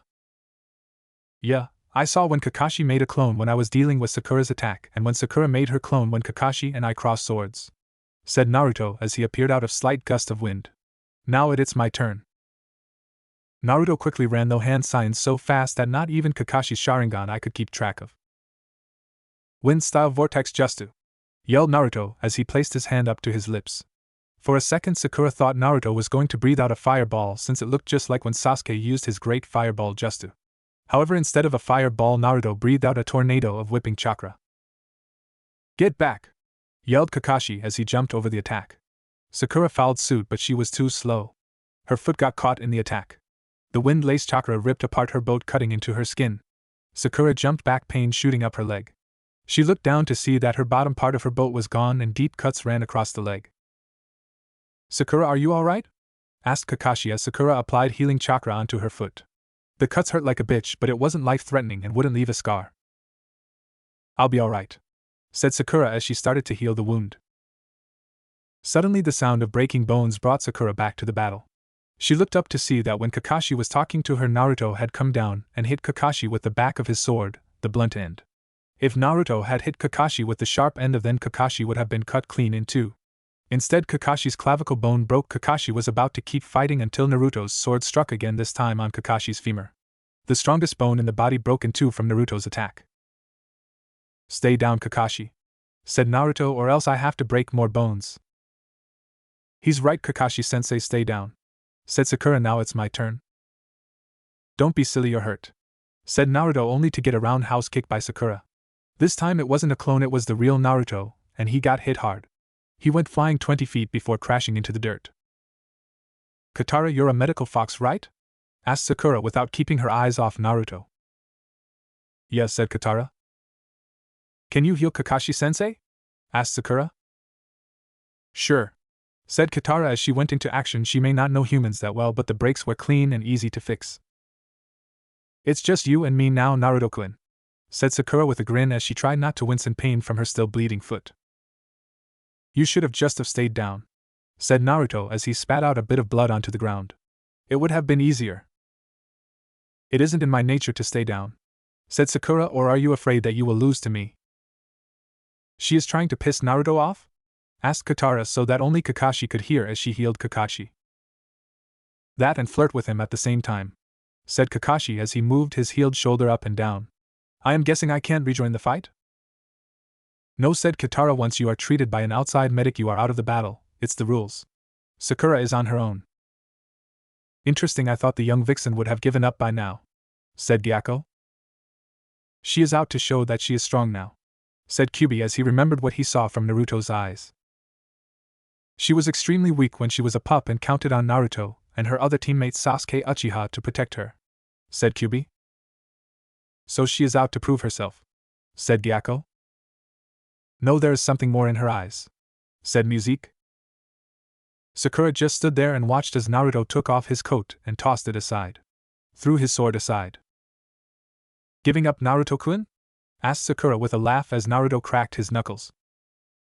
No, you want a fist fight, then I'll give you a fist fight, said Naruto as he got into a stance.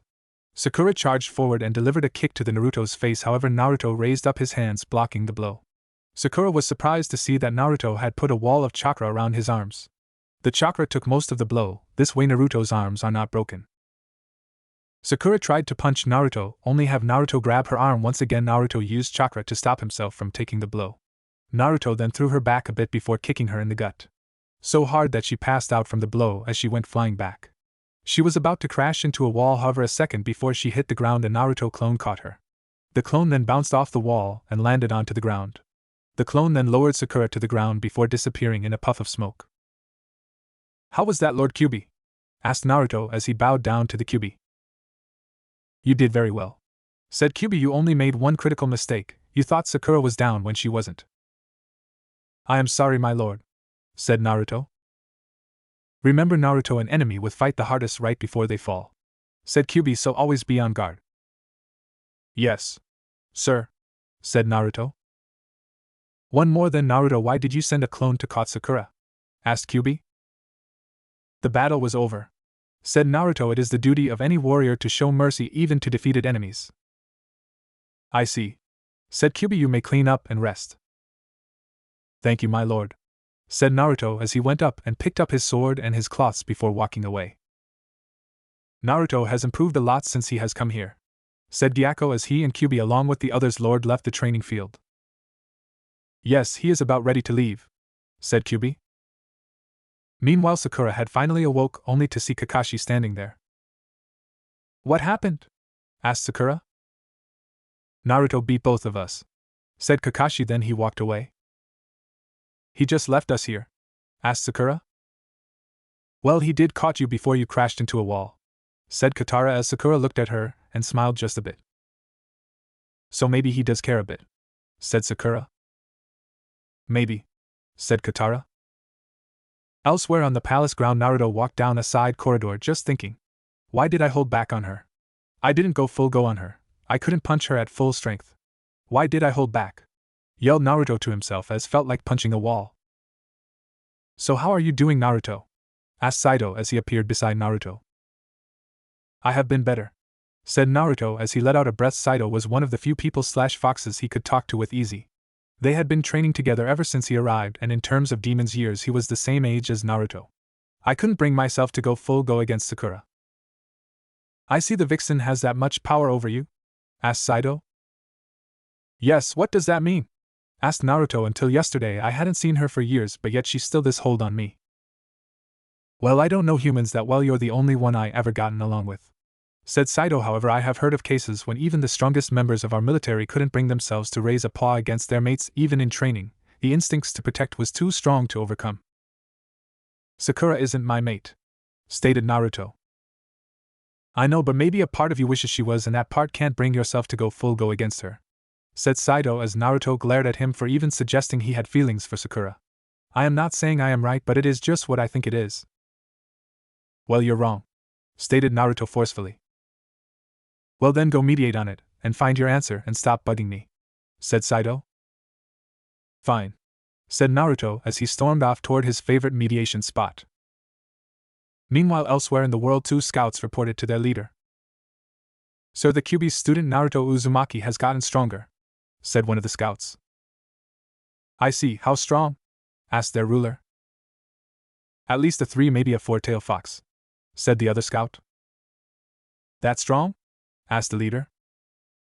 It is hard to know for sure, and I am basing it off what I have seen overall, but yes, said the scout.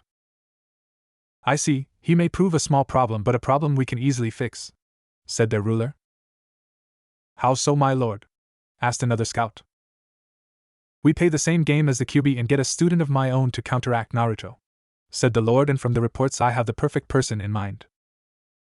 Who, my lord? A young human who already has a summoning contract with our lower cousins, said the lord of the demon snakes, Seamus. His name is Sasuke Uchiha. We will find him at once, my lord, said the snake scouts. Good, said Lord Seamus as the snake scouts left. Sasuke Uchiha, you may be what I need in order to destroy the Kyubi and the demon foxes. The 5th Hokage of the village, hidden in the leaves, Tsunade, sat behind a desk looking at some paperwork. It was getting late in the evening and even Shizen had gone home. Suddenly she felt another person in the room. All her ninja training told her that she wasn't alone in the room. Who is there? Asked Tsunade as suddenly the lights in the room dimmed until the only source of light was the small desk lamp. Out of the darkness 2 red silted eyes appeared. Hello, Lady Hokage, said a voice as an image of Kyubi walked out of the darkness. Ha, Kyubi, said Tsunade, trying not to show fear at the most powerful demon lord known to man. I thought it would be good if the 2 of us talked about Naruto away from others, said Kyubi. Then talk, ordered Tsunade. In order to talk about Naruto's new part in the world, I need to correct major problems with your knowledge about demons, said Kyubi. I am listening, said Tsunade. First, the other 8-tailed beasts, as you call them, are what you call them, beasts, said Kyubi. They are beasts with little to no culture or anything in the way of civilization. I and my kind are not one of them. They are savages compared to us. I see, said Tsunade. However, they are not a huge part of the world. They are small fries compared to the 6 demon nations, said Kyubi.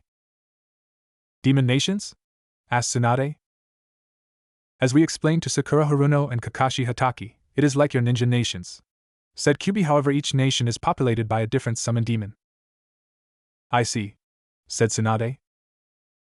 Yes, there are the wolves, lions, snakes, sharks, scorpions, and the foxes, of course. Of course, said Tsunade as she looked at the Kyubi. Let me guess, these demon nations are divided down the middle 3 on 3? Correct, the wolves, lions, and foxes have been in alliance together for over 900 million years, and the snakes, sharks, and scorpions have been in one even longer, said Kyubi. This is one thing I don't understand. I have the slug contract, Jiraiya has the toad contract, and Orochimaru has the snake, but I know for a fact that our summons were pretty equal in power, said Tsunade, and yet they don't stand a chance against a demon like you, so how can there be a demon snake? The snakes Orochimaru has is a lower class of snakes, not a demon level summon, said Kyubi. They are in a world separate than us, and they stay out of our way. That is why when Naruto signed our summoning contract he lost the ability to summon toads. They are a lower summoning group and we don't like to share summons. I see, said Tsunade. That explains why even the toads thought Naruto was dead and they know where all their summons are. Does anyone else have the demon summoning besides Naruto? Asked Tsunade. Unknown but highly unlikely. I know none in my alliances have summons, and the other 3 nations hate humans more than the other demons, said Kyubi. Wait, Naruto had the death god summons. How does that work? Asked Tsunade as the Kyubi grinned. You're smarter than I thought, said Kyubi. See, the death god is a neutral party in the demon world. Anyone who signs a demon summon pact can sign with him. He doesn't care what happens as long as he gets souls. The only time he has stopped anything was during the Great Demon War. Demon War? Asked Tsunade. Do you think warfare is just limited to humans? Asked Kyubi. I guess not, said Tsunade. I was but a young 3-tailed demon when the war broke out, said Kyubi. Young? Asked Tsunade. We have a longer lifespan than you humans, but we do age and we can die, said Kyubi. If you compare demon years to human years, Naruto and my son, Saito, are the same age and you and I are about the same age. I see, said Tsunade as she began to wonder about the age difference between father and son. Well, I was just a young 3-tailed when the war broke out. As you can imagine, it was bloody, said Kyubi. All wars are bloody, said Tsunade. Yes, the war almost caused the extinction of both sides. That is why the death god stopped the war. He wants people to die, but if everyone dies then he stops getting souls, said Kyubi. However, the ended after I lost my mate-to-be. You know how that feels, don't you? What? Asked Tsunade. I can see it in your eyes, Tsunade. You lost someone close to you, closer than almost anyone. A future mate, said Kyubi as Tsunade lowered her head as she remembered back to that horrible day almost 30 years ago. To the day after her lover and boyfriend at the time, Dan, had died. Flashback. A 26-year-old Tsunade lied on a bed crying her eyes out. She hugged a pillow that used to belong to the person she shared the bed with. Dan, they had been dating for almost 2 years, but now he was dead. With all her medical skills she could save him. The person she held closest to her heart was gone. She pulled the pillow to her and just smelled his scent. Why, Dan, why? Asked Tsunade as she let out a scream and threw the pillow across the room. Why did you have Tio die on me? Tsunade didn't know how long she sat there crying until she walked and picked the pillow up. When she picked it up she noticed something. There in the pillow was a small scroll. What the? Asked Tsunade as she pulled the scroll out. It had Dan's hard-to-read handwriting on the side. She broke the seal and opened the scroll. When she did, a small puff of smoke appeared. Her eyes widened as she saw what came out of the scroll. It was a ring box. Tsunade reached out with her shaking hands as she opened the box to show a simple diamond ring with her birthstone on either side of the diamond. Oh my God! Said Tsunade as she snapped the box closed. She couldn't look at it. However, when she looked down at the scroll again, there was a list. Tsunade looked at the scroll. There was a whole plan laid out on the scroll. However, instead of a battle plan, it was Dan's plan to ask for her hand in marriage. He had everything planned out, a walk in the park after a dinner, and then popping the question on a park bench. Tsunade's tears fell like waterfall as she saw the date he had planned to ask her. It was today. And flashback. Tsunade never told anyone what she found that day, not even Shizen, Dan's niece. She couldn't bring herself to tell Shizen that if it wasn't for Dan dying she would be Shizen's aunt. Yes, I know how it feels, said Tsunade. My future-to-be mate, you could call her my fiancée, died in front of me, said Kyubi. I was never the same after that until I meet someone else. Her name was Isis. Was? Asked Tsunade. I have suffered the loss of a loved one not once but 2 times, said Kyubi. She died? Asked Tsunade. Yes, she died giving birth to our second pup, a girl we named Isla. However, she died a day after her mother, said Kyubi sadly as he looked out the window remembering that day, and for a moment Tsunade thought the Kyubi, the most powerful demon ever known by man, was about to cry over the loss of his mate and daughter. I am sorry, I can't imagine what it would be like to lose a child and a wife that close to the same time, said Tsunade. I was devastated, to say the least. Foxes mate only once and for life. Losing her means even if someone could that her place no could, said Kyubi, and that is when Mandra Uchiha took advantage of my weakened state. What, he died a long time ago? Said Tsunade. Wrong, he is alive, said Kyubi. He controlled me and forced me to attack your village. What, that is why you attacked the village? asked Tsunade. Yes, he wanted to get revenge on your village, and I was the tool. Said Kyubi. That is part of the reason why I want the Akatsuki gone, but I am not allowed to directly interfere with human affair. Naruto, said Tsunade. Naruto, said Kyubi. My tool to get revenge on them. I get my revenge and he gets the power to save Sasuke. A win-win for both of us. That is Naruto's only mission for you? Asked. No, I need him to destroy the Akatsuki and kill Mandra. Said Kyubi. After that he is free to do as he pleases. That is why I wanted you to send the pink vixen to our world. What does Sakura have to do with your plan?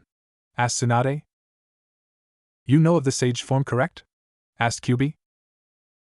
Yes, I never mastered the slug sage mode, but the pervert has mastered the toad form, said Tsunade. Naruto is near to mastering the demon fox sage mode, said Kyubi as Tsunade's eyes widen. However, his feelings are in the way. For Sakura? Asked Tsunade. Correct, said Kyubi. His confusion about his feelings for the vixen are in the way. Wait, you want him to lose his feelings for Sakura? You want him to become a heartless tool? Yelled Sakura. Calm down, did I say anything about him giving up his feelings about her? Asked Kyubi.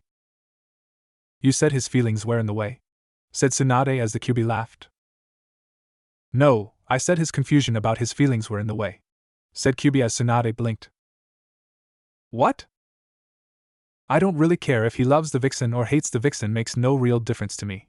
However, I will say I am pulling for the vixen, said Kyubi. At his confusion about how he feels is stopping him from mastering the form, and the only way to get rid of that confusion is by seeing Sakura himself and sorting it out himself. I see, said Tsunade. What about his attitude? He has never acted like that before.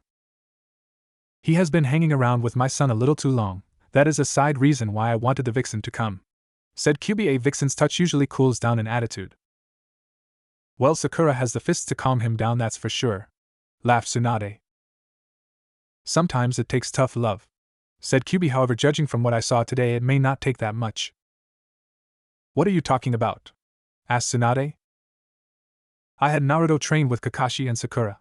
At the end of the battle, Sakura was passed out while flying toward a wall, said Kyubi, and Naruto caught her before she hit the wall.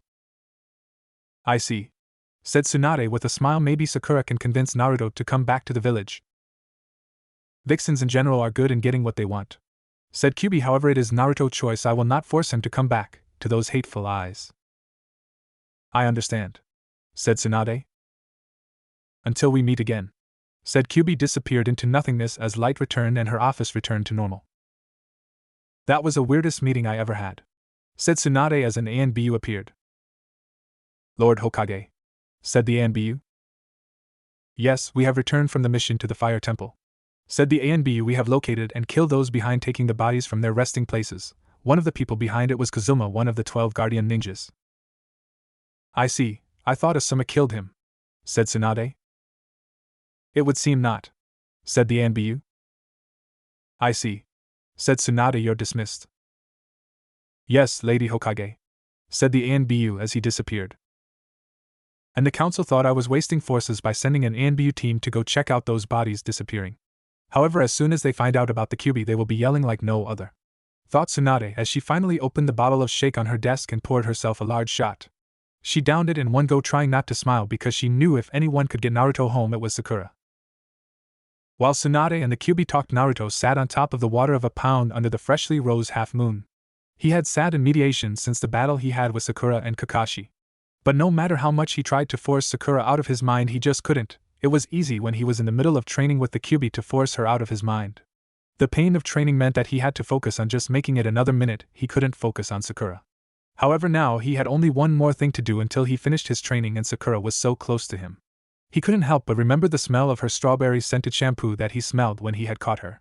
The fact that she was now calling him Naruto-kun didn't help in keeping her out of her mind. Naruto's eyes snapped open as he turned his head and looked toward one of the entrances. There, standing in the doorway leading out of the training area, was a human figure. He knew right away it wasn't a demon fox in human form. They hated that form and only took that form when they were about to train, and it wasn't Kakashi, that was for sure. Perfect, just fucking perfect, thought Naruto as he narrowed his eyes as Sakura walked toward him. Am I interrupting something, Naruto? Asked Sakura as she walked to the edge of the water. If I say you are, it won't stop you from leaving me alone, will it? Said Naruto. No, it will not, said Sakura as she crossed her arms and glared at Naruto. I want to hear the reason why you made a deal with the Kyubi, asked Sakura. Why not? Asked Naruto. Why not? He is a demon fox, yelled Sakura at the top of her lungs. Your point? Asked Naruto as he slowly got up from his cross-sitting position and looked at Sakura square in the eyes. He attacked our village, killed people, and caused you so much pain, said Sakura. I was never hurt by the Kyubi, I was hurt by people who believed I was the Kyubi, explained Naruto. It was the villagers, not the Kyubi, who beat me up almost every day.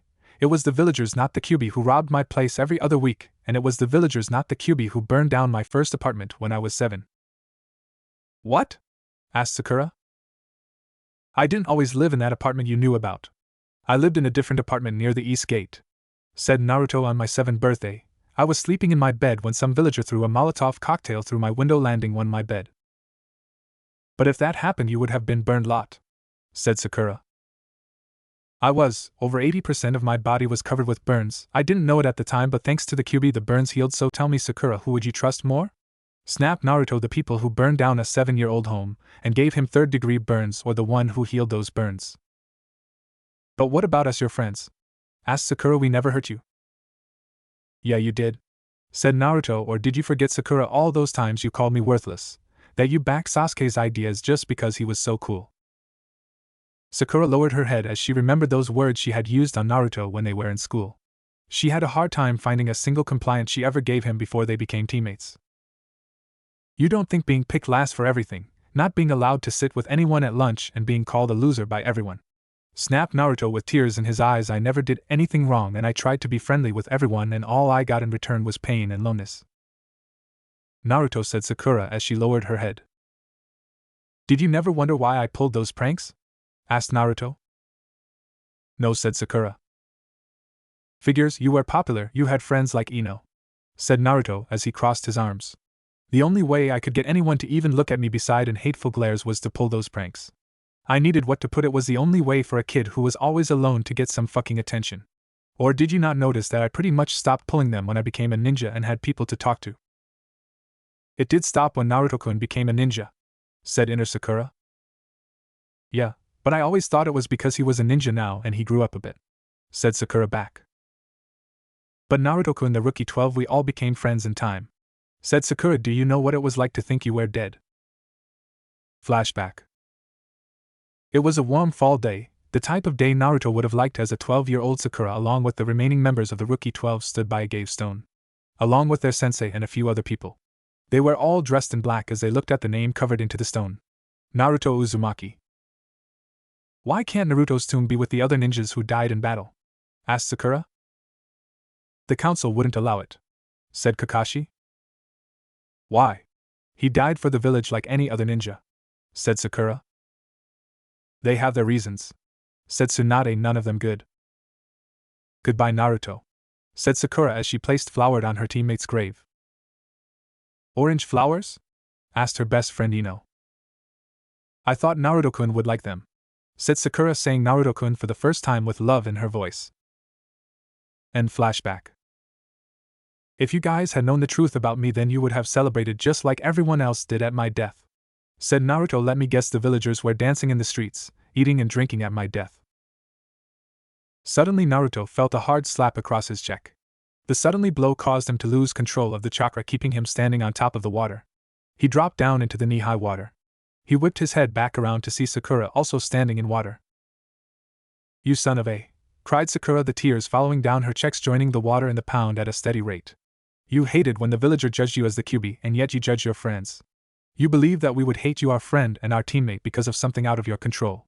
You should have given us a chance instead of rushing to judge us. Sakura, said Naruto. Then you let us think you died by the hands of Sasuke, yelled Sakura, and we thought that for fucking years, and then out of the blue you show up and then you leave without saying so much of a word to us. What made you change, Naruto-kun? What made you into such a heartless person like Sasuke, like those villagers who couldn't look past the Kyubi within you and see the true you? Asked Sakura. Why did you take the deal with the Kyubi? Naruto lowered his head. I did it for you, answered Naruto as he looked at the surface of the water. What? Asked Sakura. I did it for you, Sakura, repeated Naruto. I did it to keep my promise to you. Flashback. Don't worry, Sakura-chan, I promised to bring Sasuke back, said a 12-year-old Naruto as he stood by the gate. He gave Sakura a thumbs up with that wide, stupid smile covering his face. It a promise of a lifetime. End flashback. I promise you that I would bring Sasuke back to you, and I will keep that promise no matter what it takes, said Naruto. So when Sasuke ran his Chidori through my body and I was about to die, I went to the Kyubi and offered to set him free if he trained me and gave me the strength I needed to bring Sasuke back to you. You did all this just to keep a promise to me? Asked Sakura. Yes, said Naruto simply. I did it for you. Why did you do that for me? Asked Sakura. Because I loved you then, said Naruto. And now? Asked Sakura as her heart began to sour. Come on, say it, pleaded inner Sakura.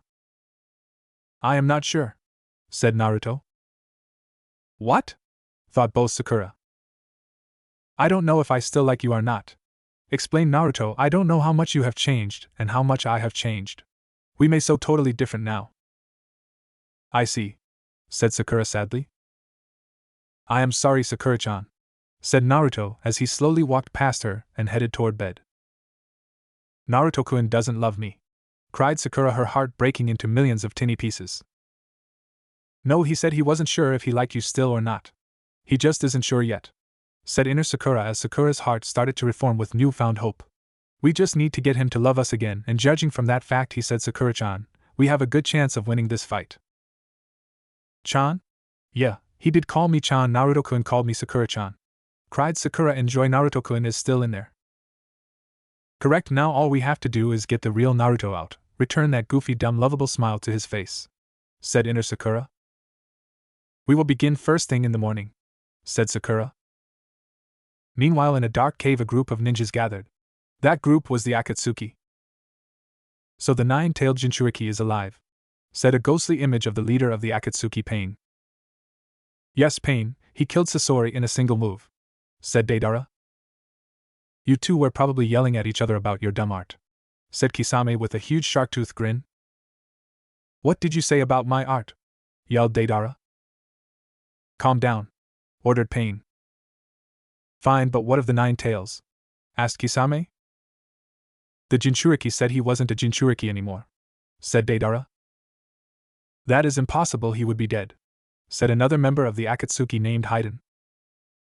Everything is possible, Haiden, said Pain as he looked at Itachi Uchiha, older brother to Sasuke Uchiha.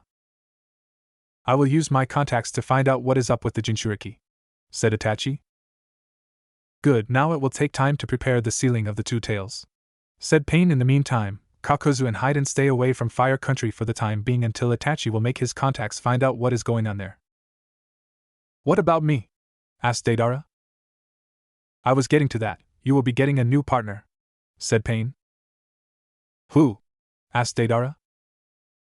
Hello? Yelled a new voice as a man came running toward Deidara and gave him a huge hug. Deidara, say hello to Tobi, said Pain as most of the other members of the Akatsuki chuckled. You can't be serious, said Deidara. Yes, I am a member now, said Tobi as Deidara got a look at him for the first time apart from the normal Akatsuki cloak he had on, his normal spiral pattern face mask. And then even gave me this nice warm cloak. I never knew how warm this cloak was, and it looks so cool. Tobi, shut up, yelled Deidara. Now you two are to find the three tails and capture it, ordered Pain. At once, said Tobi as he snapped to attention as Pain faded from sight, followed by the rest of the Akatsuki. The moment they were gone, Tobi turned and looked at Deidara. I'm hungry. God, what did I do to deserve this? Asked Deidara. The next morning Sakura woke up and headed down the stairs. She entered a small built-in kitchen. Morning, said Kakashi as he sat there eating a bowl of cereal though his mask. Sakura just looked the other way as she took out her breakfast from her pack. There is fresh bread and milk in the fridge. Thanks, said Sakura as she made her breakfast. So I noticed that Naruto, and you were out late, said Kakashi. Did anything happen? Sakura rolled her eyes. Kakashi-sensei, we did nothing but talk, and even if we did I wouldn't tell you, said Sakura as she made some instant coffee. She had become admitted to coffee during the time she had worked late at night at the hospital. So how do you know that nothing didn't happen? asked Kakashi. Because I would be smiling if anything happened, said Sakura sadly as she started drinking her coffee. Where is Naruto-kun? He left 5 minutes ago, to do some running before training, said Kakashi. I see, said Sakura. We are going to train together today, said Kakashi, just like old times. Just like old times, said Sakura with a smile. Meanwhile, Naruto was running as fast as possible across the top of the ancient wall that surrounded the Demon Fox Palace.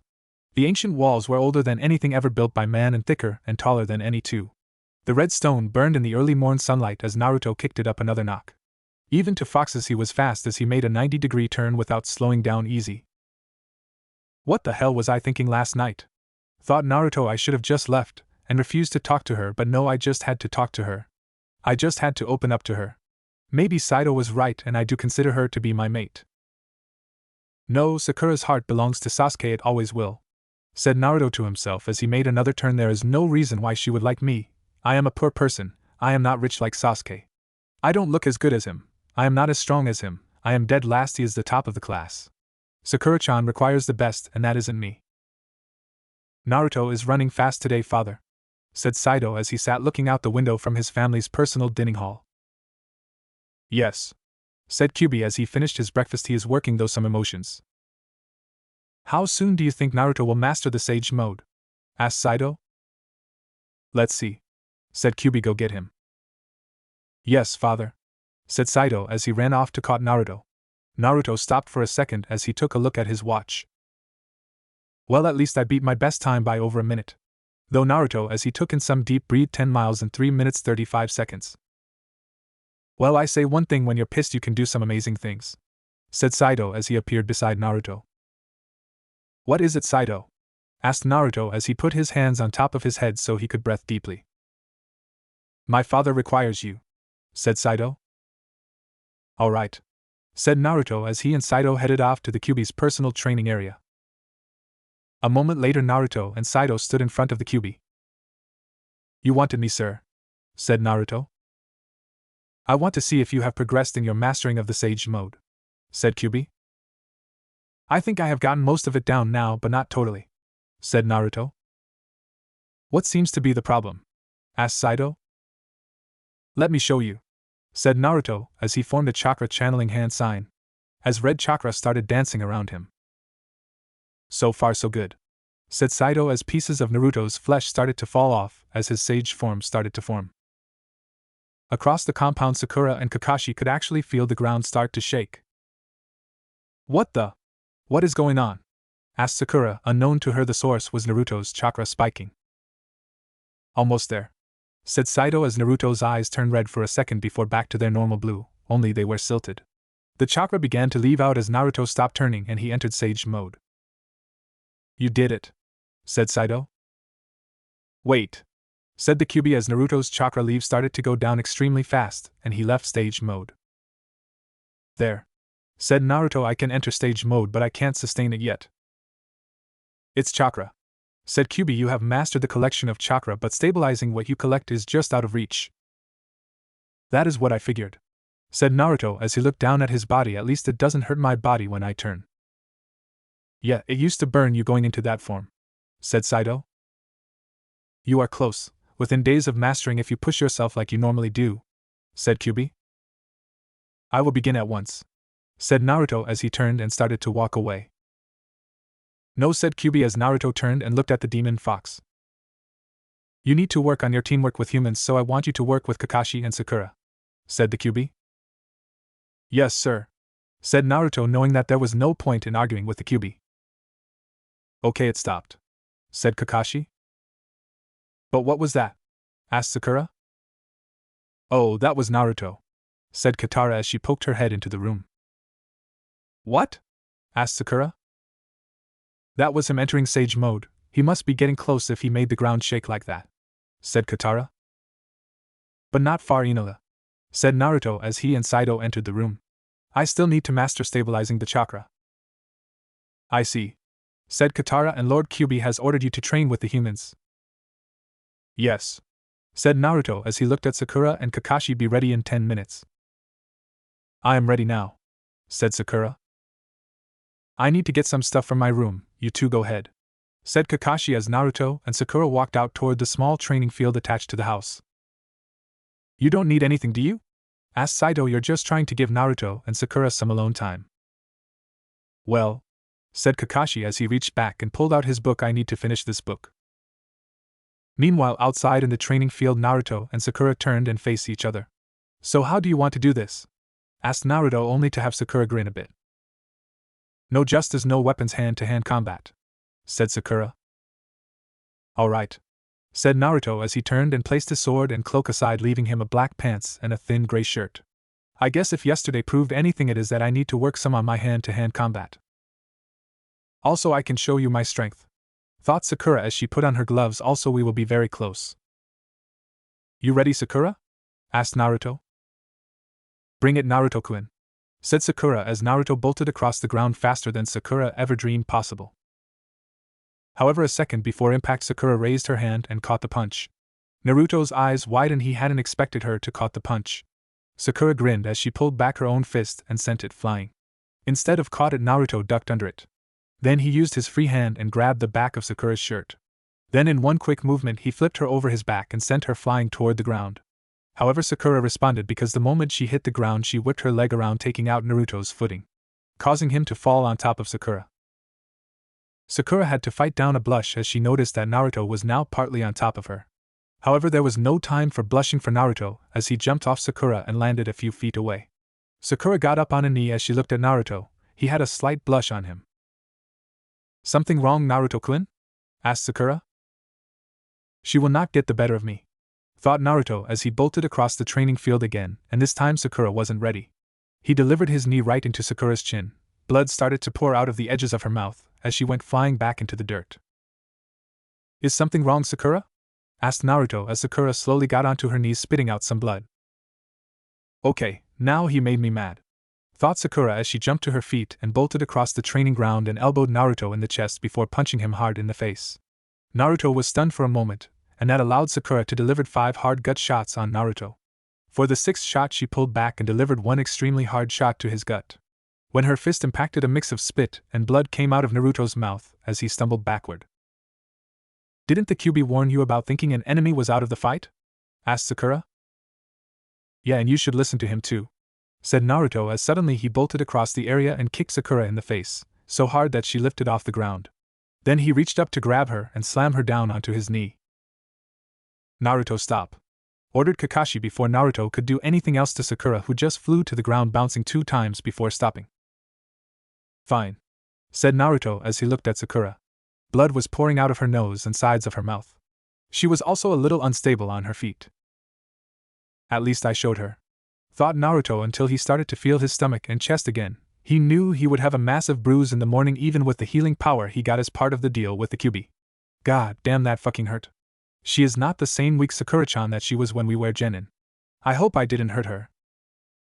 Sakura, go rest, let Naruto and I work, said Kakashi.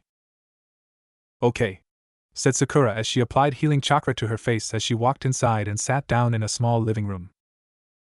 Why does Naruto-kun did that? Does he not care about me? Asked Sakura out loud. I know that training is supposed to be hard, but not like this. The point is to get better, not beat each other up. I need find a way to get Naruto to love me again. I knew it, said a voice as Sakura looked over the couch to see Katara standing there. You love Naruto? Crap, said Sakura. Well, today is your lucky day, Sakura. I am willing to help you win the young man's heart, said Katara. I don't think you will be much help to me, said Sakura. He must not care that much about me after what he did today. He cares, said Katara as Sakura looked at her, and he hates himself for letting you in. You're winning his heart, and that tough male side of him doesn't want to admit it. Makes sense, said inner Sakura. Naruto-kun is pissed because we are winning the fight for his heart. Besides, who has been around Naruto all these years? Who knows how he has changed? Asked Katara. Face it, young vixen, you need me. She is right, and we need to get Naruto-kun back before Hinata or some other bitch tries to take him away when he comes back to the village, said inner Sakura. Okay, what do you suggest? Asked Sakura. Every vixen has their charm, even you. We just need to find something that will make Naruto's emotional walls come crashing down, said Katara. But you said it yourself, I don't look as good as the other girls, said Sakura sadly. Every male is attracted to different things. We just need to find out what Naruto likes in a vixen and make that stand out in you, said Katara. That will get him interested and then you can build from there. What does Naruto-kun like? Asked Sakura. What do all males like in a vixen? It's on their minds 24 hours a day, asked Katara. They love sex, so make yourself look sexy. Meanwhile, out in the real world, Sasuke Uchiha stood in the early morning sunlight. In front of him stood a white-skinned man. It is time to test your skills, said Orochimaru. How so? Asked Sasuke. Are you my opponent? Heavens no, laughed Orochimaru as 1,000 ninjas appeared out of a nearby woods. Sasuke didn't even blink. Ah, what power you must have to face 1,000 enemies and not even blink. With that he disappeared from the battlefield as the soldiers charged forward to kill Sasuke, but it was pointless as Sasuke began cutting them down with ease. Amazing, said Orochimaru. He will make the perfect vessel. Yes, my lord, said Kabuto. Unknown to them, another pair of eyes was on Sasuke, and these were not human. Yes, he is perfect, hissed the scout snake as he prepared to make his move. Later that night, Sasuke Uchiha sat in his room in meditation. Show yourself, ordered Sasuke as a black and green snake maybe 2 yards long appeared from out of the darkness. Hello Sasuke Uchiha, I am Bilal, hissed the snake, stressing the S as Sasuke's name. You are not one of the Orochimaru's summons, stated Sasuke. Very good, human, hissed Bilal. I am a messenger of Lord Seamus, ruler of all demon snakes. We want you. Why should I care about you? Said Sasuke. Does the name Naruto Uzumaki ring a bell? Asked Bilal as Sasuke's eyes widened. Flashback in the Valley of the End. A 12-year-old Sasuke held Naruto up with a Chidori in his hand. It's time for you to die, Naruto, said Sasuke as he quickly stabbed Naruto in the chest. He could feel Naruto's blood run onto his arm. Sasuke quickly ripped his arm out as blood started to pour out of Naruto's body. Goodbye, dead last. With that, Sasuke tossed Naruto into the fast-moving water coming off the waterfall. End flashback. He is dead, I killed him, stated Sasuke. No, he is alive, said Bilal as Sasuke's head snapped around. What? Asked Sasuke. After you failed to kill him, he was rescued by demons sealed within him, the Kyubi, said Bilal. I see, so that was the source of Dead Last's power, said Sasuke as the pieces fell into place. Yes, and now he has the Demon Fox Summon Pack and has been trained by them in ways that makes him one of the most powerful ninjas in the world, said Bilal. He is no match for me and he will never be, said Sasuke defiantly. Are you sure? Asked Bilal. Because we can offer you the Demon Snake Summoning Pack. Why? Asked Sasuke. I am assuming that you are not doing this out of kindness. Of course not, we want you to complete what you started years ago and kill the Kyubi's student, said Bilal. And what do I get out of this? Asked Sasuke. True power, said Bilal. Power that will crush anyone before you, power that this foolish human you call your master could only dream of. For a brief moment Sasuke sat there thinking. Very well, but before I take on Dead Last I must kill someone else, said Sasuke. Whom? Asked Bilal. My elder brother Itachi Uchiha. I have sworn to kill him, said Sasuke. Very well, said Bilal. It will allow us to see your skills, but first you need to get rid of your certain master. I need the summoning pack, said Sasuke. You must go to my master for that, said Bilal, and only after you get rid of Orochimaru. Very well, said Sasuke as he stood up and picked up his sword as Bilal slithered up Sasuke's leg before finding a place around Sasuke's neck. What are you doing? I am required to go with you, to help you if needed, said Bilal. Your help will not be needed, said Sasuke. Then consider me an audience, hissed Bilal as Sasuke left the room and headed toward Orochimaru's room. They stopped outside of Orochimaru's door. Bilal watched as Sasuke raised his hand and pointed toward a simple-looking door. Suddenly a ray of lightning chakra shot out going through the door. On the other side of door, Orochimaru was caught unaware as his hands were speared though by Sasuke's attack. Interesting attack, thought Bilal as Sasuke cut the door apart and entered the room. Orochimaru sat on his bed. His arms were crossed with Sasuke's attack running through both of them. Sasuke? Asked Orochimaru. You came just as I knew you would, but sooner than I thought. He had some encouragement, hissed Bilal. Who are you? Asked Orochimaru. I am Bilal Massager for the Lord of all Demon Snakes, said Bilal as Orochimaru's eyes widened. Lord Seamus? Asked Orochimaru as he remembered the legends about the demon snakes. He always believed them to be myths, but now he saw one. Yes, said Bilal, and my master wants Sasuke. As such, I no longer need you, said Sasuke, and I have nothing more to learn from you. Orochimaru couldn't move as Sasuke walked closer and closer to him. Orochimaru, you are weaker than me, and soon I will have the summon skills. I will be even stronger, said Sasuke as he walked closer to Orochimaru. There is no reason to give you my body anymore. You have the nerve to do this, after all that I have done, said Orochimaru. You used me as your toy, like you have with so many others, said Sasuke. You toyed with people, used them for your own goal, and now the tables are turned and someone toyed with you. Damn you, Uchiha, I will have your body, hissed Orochimaru. I don't think so, said Sasuke as he moved forward and raised his sword to kill Orochimaru. However, at the last moment, Orochimaru opened his mouth as something darted out. Sasuke slowly turned and looked at the new source of chakra. There was a huge white snake made out hundreds if not thousands of white snakes, with a face that looked like a snake version of Orochimaru. A white snake covered with white scales, said Orochimaru. So that is your true form? All the experiments he did changed his form, said Bilal. Now Sasuke, I will have your body, said Orochimaru as he lunged forward to take Sasuke. Sasuke jumped over the attack with ease. However, dozens of white snakes shot of Orochimaru's body as they tried to capture Sasuke. However, Bilal's eyes glowed a sick green as the snakes stopped moving. What the? Asked Orochimaru. Did you forget I am a demon snake? Your snakes know that I am a higher rank and they must follow my will, said Bilal. I will take care of this, said Sasuke. Stay out of this. If you use your curse mark, you will win with easy. However, your curse mark doesn't go well with us, said Bilal as Sasuke felt a pain in his curse mark. What the? Asked Sasuke. I am changing your curse mark. It will now be the seal of the demon snake, said Bilal as the curse mark changed to the image of a black snake inside a white circle. Now you may fight him alone. Very well, said Sasuke as Bilal slithered off Sasuke and lied beside the door looking in, an audience for the battle to come. This should be very amusing, said Bilal as Sasuke formed his chakra into a blade made out lightning. I don't care what that demon snake did, your body will be mine, said Orochimaru as he lunged forward only to have Sasuke cut him down with ease. That was too easy, said Sasuke as he looked at Orochimaru. He was cut into 4 pieces. First rule of battle, Sasuke, never consider an enemy dead until they are underground, said Bilal as Orochimaru started laughing. Foolish boy, your body is mine. See, you are breathing in a toxic gas, said Orochimaru as everything changed.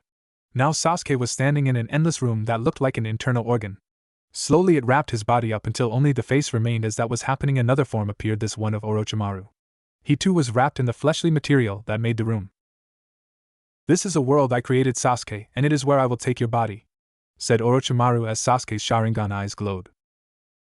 Foolish old man, you should have learned by now. No Justu is immune to these eyes, said Sasuke as the fleshly binds holding him turned black before they started to mold into a 3-headed beast. No, this is impossible. I am the immortal Orochimaru, pleaded Orochimaru as he looked death in the face. Foolish humans, all things die, said a new voice as a huge snake appeared. Its glowing green eyes were housed inside a black body with a blood-red check pattern on his back. His cobra hood casted a dark shadow over everything. Who are you? Asked Sasuke. He is Lord Seamus, king of all demon snakes, said Bilal. The snake seal informed me of your location, and the reports were wrong, said Seamus with a smile as his forked tongue poked in and out of his mouth. You are stronger than they said. I will be stronger than I seal Orochimaru within me, said Sasuke. Please, he will be like a cancer within you, always trying to get out. Just kill him and get it over with, said Bilal. My son is correct, kill him now, and I will give you the summoning pack, hissed Seamus. Very well, said Sasuke as he raised his sword with one quick move cut Orochimaru's head off. Instantly everything changed to show a dark pearly light room. The smooth stone floors reflected the light, giving everything a ghostly glow. Welcome Sasuke Uchiha to the throne room of the demon snakes, said Seamus. I see, said Sasuke. You transported us after I killed Orochimaru? Yes, because it is time for you to go through the summon ritual, said Seamus. Follow us. Sasuke walked through the dark hallways. Even Orochimaru's bases were bright compared to these. The only real source of light came from the few small torches and light bouncing off the red glowing eyes of snake statues. Finally they turned the corner to show a small open area surrounded by torches. In the center of the room were 2 large stone snakes facing each other. In between the snakes was a stone altar. On the altar being held by 2 more smaller stone snakes was a scroll. Also 2 smaller snakes decorated the bottom of the altar. The Demon Snake Summoning Scroll, stated Sasuke as Seamus wrapped around the altar before facing Sasuke. Yes, Sasuke Uchiha, you have proven yourself when you killed your old master Orochimaru, but now are you willing to accept true power? Hissed Seamus. As long as I kill Itachi and Naruto I will do anything, said Sasuke. Very good, with the power of the snake you will be my tool to take down the demon fox and his allies, said Seamus. Now reach out and take the scroll. Seamus watched as Sasuke reached out and touched the scroll. Instantly the stone snakes moved and all 6 of them struck with lightning speed, speeds that not even Sasuke could follow. Their fangs sunk into Sasuke's body. The 2 larger snakes bit his shoulders, the 2 small ones on the top of the altar bit his hands as the bottom snake bit his feet. Sasuke couldn't help but wince in pain as poison ran into his body. What the? Asked Sasuke. This is the price of true power, Sasuke Uchiha, said Seamus with a grin. If you survive, that is. The Kyubi and his weak allies are too chicken to use this method to gain strength because of the likelihood of death. Sasuke wanted to fall down, but the stone snakes kept him standing up. It hurt more than anything he had ever gone, though even the curse mark wasn't as bad as this. We will learn if you made it in 24 hours, said Seamus as demon chakra began to infusion into Sasuke's body. Meanwhile, in the village hidden in the leaves, Tsunade sat behind her desk as members of the council stood before her. The council was made out of the 7 top clans in the village. When the village first formed there was 9 clans, but the Uchiha clan was gone except for Sasuke and Itachi, and as far as the council knew the Namikaze clan died with Minato Namikaze, the 4th Hokage. Lady Tsunade, we have heard some disturbing news, said the current head of council Hayashi Hyuga, head of the Hyuga clan. What news is that? Asked Tsunade. One of the lower clans informed us that you made a deal with the Kyubi? Asked Hayashi. We didn't want to believe this until I asked a member of my clan, only to find out it was true. So Hinata let it out? Asked Tsunade. We are not here to talk about my daughter, said Hayashi. We are here because you made a deal with the Kyubi. Yeah, I did, said Tsunade. We share a common enemy in the Akatsuki, and Naruto has become very strong, and it is in the best interest of the village. The Kyubi tried to destroy the village. Snapped Saminuzuka. That fox killed a lot of my clan, including my husband. How dare you make a deal with the fox? The past is in the past, there is nothing we can do about it, and I believe the Kyubi's story about why he attacked the village, said Tsunade. What are his reasons? Asked Shikaku Nara, father of Shikamaru Nara. Who cares, he killed them, yelled Some, showing that fierceness that was well known in her clan. He was being controlled, said Tsunade, by one of our own. What? Asked Choza Akimichi. He was being controlled the power of Madara Uchiha, said Tsunade, and his Mangekyo Sharingan. He died years ago at the hands of the first Hokage, said Hayashi. No body was ever found, said Tsunade, and we all know the stories of the power of his Sharingan. It is possible that a Sharingan of that power could control a demon, said Shikaku. You can't possibly believe this, said Inoichi Yamanaka, father to Ino Yamanaka. I am not saying it's the truth, but is it possible? Yes, said Shikaku. It would make sense. My grandfather told me stories about Madara Uchiha and his hatred of the village. I could see him wanting to destroy it. No matter, we don't want the demon's child back, he can stay with his own kind, said Hayashi Hyuga. Well, if he chooses to come back, and I think he will, there is nothing you can do to stop him, said Tsunade.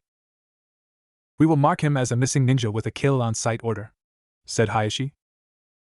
You can only do that with a full council vote and have me sign off on it, and I am not going to sign that, said Tsunade with a smile as Hayashi Hyuga glared at her. So why don't you all get out of my office? Sakura didn't get much sleep that night as she prepared to follow Katara's advice in how to get a mate. Flashback. What? Asked Sakura. Just look as sexy as possible, said Katara. Like a members of the male sex, all it takes some sexy actions by a vixen to get them interested, and since Naruto is already interested, all it takes is a final push to get the over the edge. I am not sure this would work, said Sakura. Trust me, males in general are the same, they tend to have a few things on their mind at all time and sex is one of them, said Katara with a smile. I think you and my friend Ino would get along great, said Sakura. You two seem to share the same line of thinking. Well, not all humans are dumb, but it will take a true genius to bring out your features, said Katara as Sakura glared at her. End flashback. Katara had gone out those Sakura's cloths and picked out what would drive Naruto wild, and Sakura had to admit she was in such a rush to pack that she had thrown her whole closet into her bag, including the stuff she got just to shut Ino up when they went shopping. It seems that Ino and Katara shared the same line of thought when it came to cloths, the sexier the better. Sakura, it's time to train, yelled Naruto from downstairs. Kakashi was allowed to go back to the Leaf for the day and inform the Hokage about the situation, but everyone knew he was really only to give a report about Naruto. Coming, said Sakura as she stood up and headed toward the door. Meanwhile, outside in the inner courtyard, Naruto stood waiting along with Saito. Waiting for someone isn't like you, said Saito as he looked at Naruto. You are always rushed toward training and never waiting for anyone. Yeah, and your point is? Asked Naruto. It is that you are changing because of the vixen, said Saito as he looked up and grinned. And looks like the vixen wants to strut her stuff. What? Asked Naruto as he turned around and saw what Sakura had on. Her normal outfit was gone. Instead, she had a red sleeveless top that hugged her sides and made her look bigger and showed a lot of cleavage. The top ended just below her before showing her toned stomach. Her skirt, which used to go about 3/4 the way to her knees, was now a short red mini skirt that went 1/2 the old distance with black fishnet shorts under it. Her normal boots were also gone. Instead, her new boots had opening along the side showing more skin. To top it all off, her finger/toenails were painted the same shade of red as her cloths. Just look at him, thought Sakura as she couldn't help but grin at the look on Naruto's face. His eyes followed her with each step down the staircase. We so have him, said inner Sakura. I hope, said Sakura back as she stopped right in front of Naruto. So what is on the training schedule today? Asked Sakura. For a second Naruto couldn't think. Her was Sakura dressed in the hottest thing he had ever seen her in, and then she must have used a stronger version of her shampoo because he could smell her strawberry-scented shampoo mixed in with her own natural scent. It was driving him insane as he hoped Sakura didn't notice the bulge that was growing in the front of his pants. Some mediation and then some physical training, said Naruto as he tried to notice that he had a clean view down at Sakura's cleavage. Being tall had some advances. Okay, shall we get going? Asked Sakura. Sure, said Naruto as Sakura started to walk toward the training field. Sakura's hips were moving side to side in such a way that made her even sexier. Little did he know Sakura was giving him that show. Now Saito looked toward the staircase only to see Katara standing there with a smile on her face. Should have known this was your doing, thought Saito as Katara disappeared around the corner. Back in the Leaf, Kakashi stood before Lady Tsunade. He is that powerful? Asked Tsunade. Yeah, he is by far the strongest person I have ever seen at his age. Even Itachi wasn't as good as him, said Kakashi. But Itachi has the Sharingan, said Shizen as she stood beside Tsunade. The Sharingan means next to nothing compared to what Naruto can do, said Kakashi. How? Asked Tsunade. Part of his training is having access to demon chakra. His eyes turn into normal red eyes with slits that we all saw whenever Kyubi chakra leaked out before, said Kakashi as they all remembered those silted red eyes. Well, they cancel out the effects of the Sharingan. It was a waste of chakra to even use it on him. If he can stop the Sharingan, then he can go up against Sasuke's or Itachi's Sharingan and be on equal footing, said Shizen. I wouldn't be so sure, said Tsunade. What do you mean? Asked Shizen. Naruto may be good in training and in power. However, it takes years to develop instinct in battle, the ability to sense a trap or know the enemy's location and what their next move is, said Tsunade. That takes years of actually going out on missions to develop that, and I have the feeling that when Naruto comes back to the village he will force himself to go on the most dangerous mission. Well, Naruto has always been a fast learner when he wants to be, said Kakashi. And how is Sakura doing? Asked Tsunade. Well, Naruto is showing interest, but he seems to be torn in his emotions. He wants to be with Sakura so much I see it from a distance, but yet he beats her up any chance he gets, said Kakashi. He is worried and scarred, said Tsunade as Shizen and Kakashi looked at her. He is worried that Sakura may actually like him now, but he's scared to show it because he is afraid of rejection. Shizen and Kakashi lowered their heads. Yeah, Naruto has been shown so little kindness and has been so alone in his life that he doesn't want his heart broken, said Shizen. Makes sense, said Kakashi as he looked toward the demon fox that had been sent with him to bring him back to the demon world when done. How about we grab something to eat? Lord Kyubi said to return as soon as possible, said the fox. Well, you said it takes a lot of chakra to go back and forth between our world and yours, so why don't we let you rest some more? Said Kakashi. Very well, said the fox, it will give Naruto and the pink vixen some more alone time. Back in the demon world, Sakura and Naruto sat Indian style across from each other. So what are we trying to do? Asked Sakura. I am trying to master the Sage Mode, said Naruto. Sage Mode? Asked Sakura. Basically, I am learning how to gather natural chakra and combine it with physical and spiritual energy to enter a form that is extremely powerful. Said Naruto, I have mastered gathering the chakra and physical, I can handle it. What about the spiritual energy? Asked Sakura. That is my problem, that is the chakra that keeps everything in check, and that is where I am having the problem. Said Naruto, once I master that I will master Sage Mode and finish my training.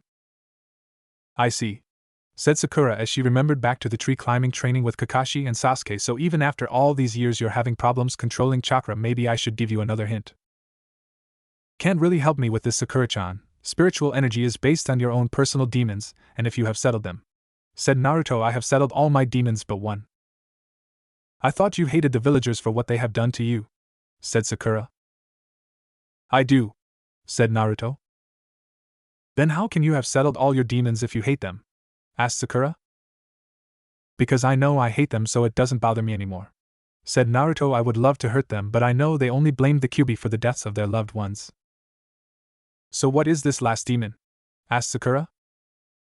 You, answered Naruto. Me? Asked Sakura. Correct, said Naruto as he looked into Sakura's sea green eyes. So I have to ask, why are you dressed like that? You look like you're going to go out on the town to party, not on a training session. What do we say? Asked inner Sakura. The truth, said Sakura back. Naruto's been hurt too much by our words in the past. I am not hurting him now with a lie. Well, the truth is, Naruto-kun, I was trying to get you to like me before you go back to the leaf and see that compared to the other girls I don't look the greatest, said Sakura as she remembered Katara's words about how she didn't look as good as Ino and Hinata. I thought I needed to make myself look sexy so that you would become interested in me again. I would be lying, Sakura-chan, if I didn't say that I didn't look at how a woman looks, said Naruto. I am a guy after all. However, what also matters to me is the woman's personality, her kindness, her gentleness, her strength, and her self-confidence. And Sakura dressing like that gets my attention in a physical sense, but it does nothing for what really matters. We screwed up, said Sakura. Yeah, we may have gotten him aroused, but we haven't won his heart, said inner Sakura. Sorry, Naruto-kun, I listened to Katara against my better interest, said Sakura. I figured. Now I am saying never to dress like that because it makes you look very, very good, said Naruto with a perverted grin, a grin not unlike those stupid grins he did as a kid. Sakura's eyes narrowed before punching Naruto in the face. That punch sent him flying back into the wall of the courtyard, making a crater on impact. Baka, said Sakura as she turned and walked away to change out of those cloths. However, as she walked, she gave Naruto a show by making sure to move her hips from side to side, all the while smiling. She now knew that Naruto was interested, and what he liked. Elsewhere in the demon world, Seamus stood looking at Sasuke. They were moments away from finding out if Sasuke survived the infusion of demon chakra. Are you sure this is human is going to be useful? Said a new voice as Seamus looked toward the darkness. A large black scorpion with glowing golden eyes appeared out of the darkness. Akamari, what is the Lord of all Scorpions doing here? Said Seamus to his allies. Now the snakes, scorpions and sharks were all in an alliance together, but it was a tense alliance where they friend one moment could turn on you in the next. We are worried about the use of this human, said another voice as a large white shark full of razor-sharp teeth. Now demon sharks were naturally strong in water, but channeling their chakra allowed them to fly through air as if it was water. Nico, Lord of all demon sharks, said Seamus, so all three of us are gathered here.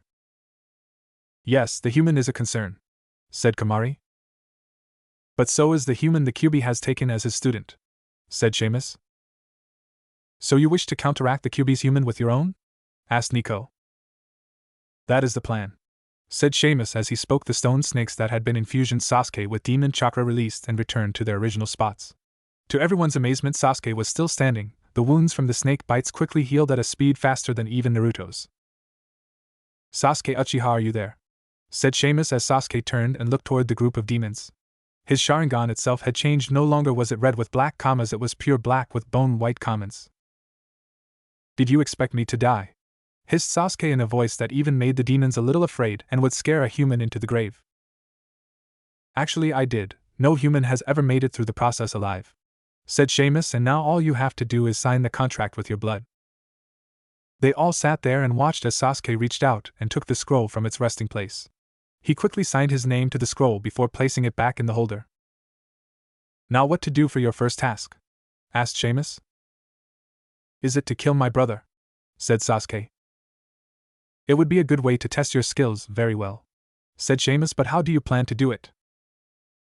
I am going to form a small team of 3 other people to help me track him down and keep his Akatsuki allies out of the fight, said Sasuke.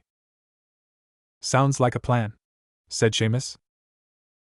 If you are going to form a team and if Seamus is going to use you against the Kyubi's human, then we might as well go all the way, said Nico. You are not considering? Asked Kamari. Yes, we use all 4 summons packs, said Nico. Sounds like a good idea to me. They may be useful as front-line soldiers against the Kyubi and his allies when the war comes, said Seamus. All right, said Nico as Seamus looked at Sasuke.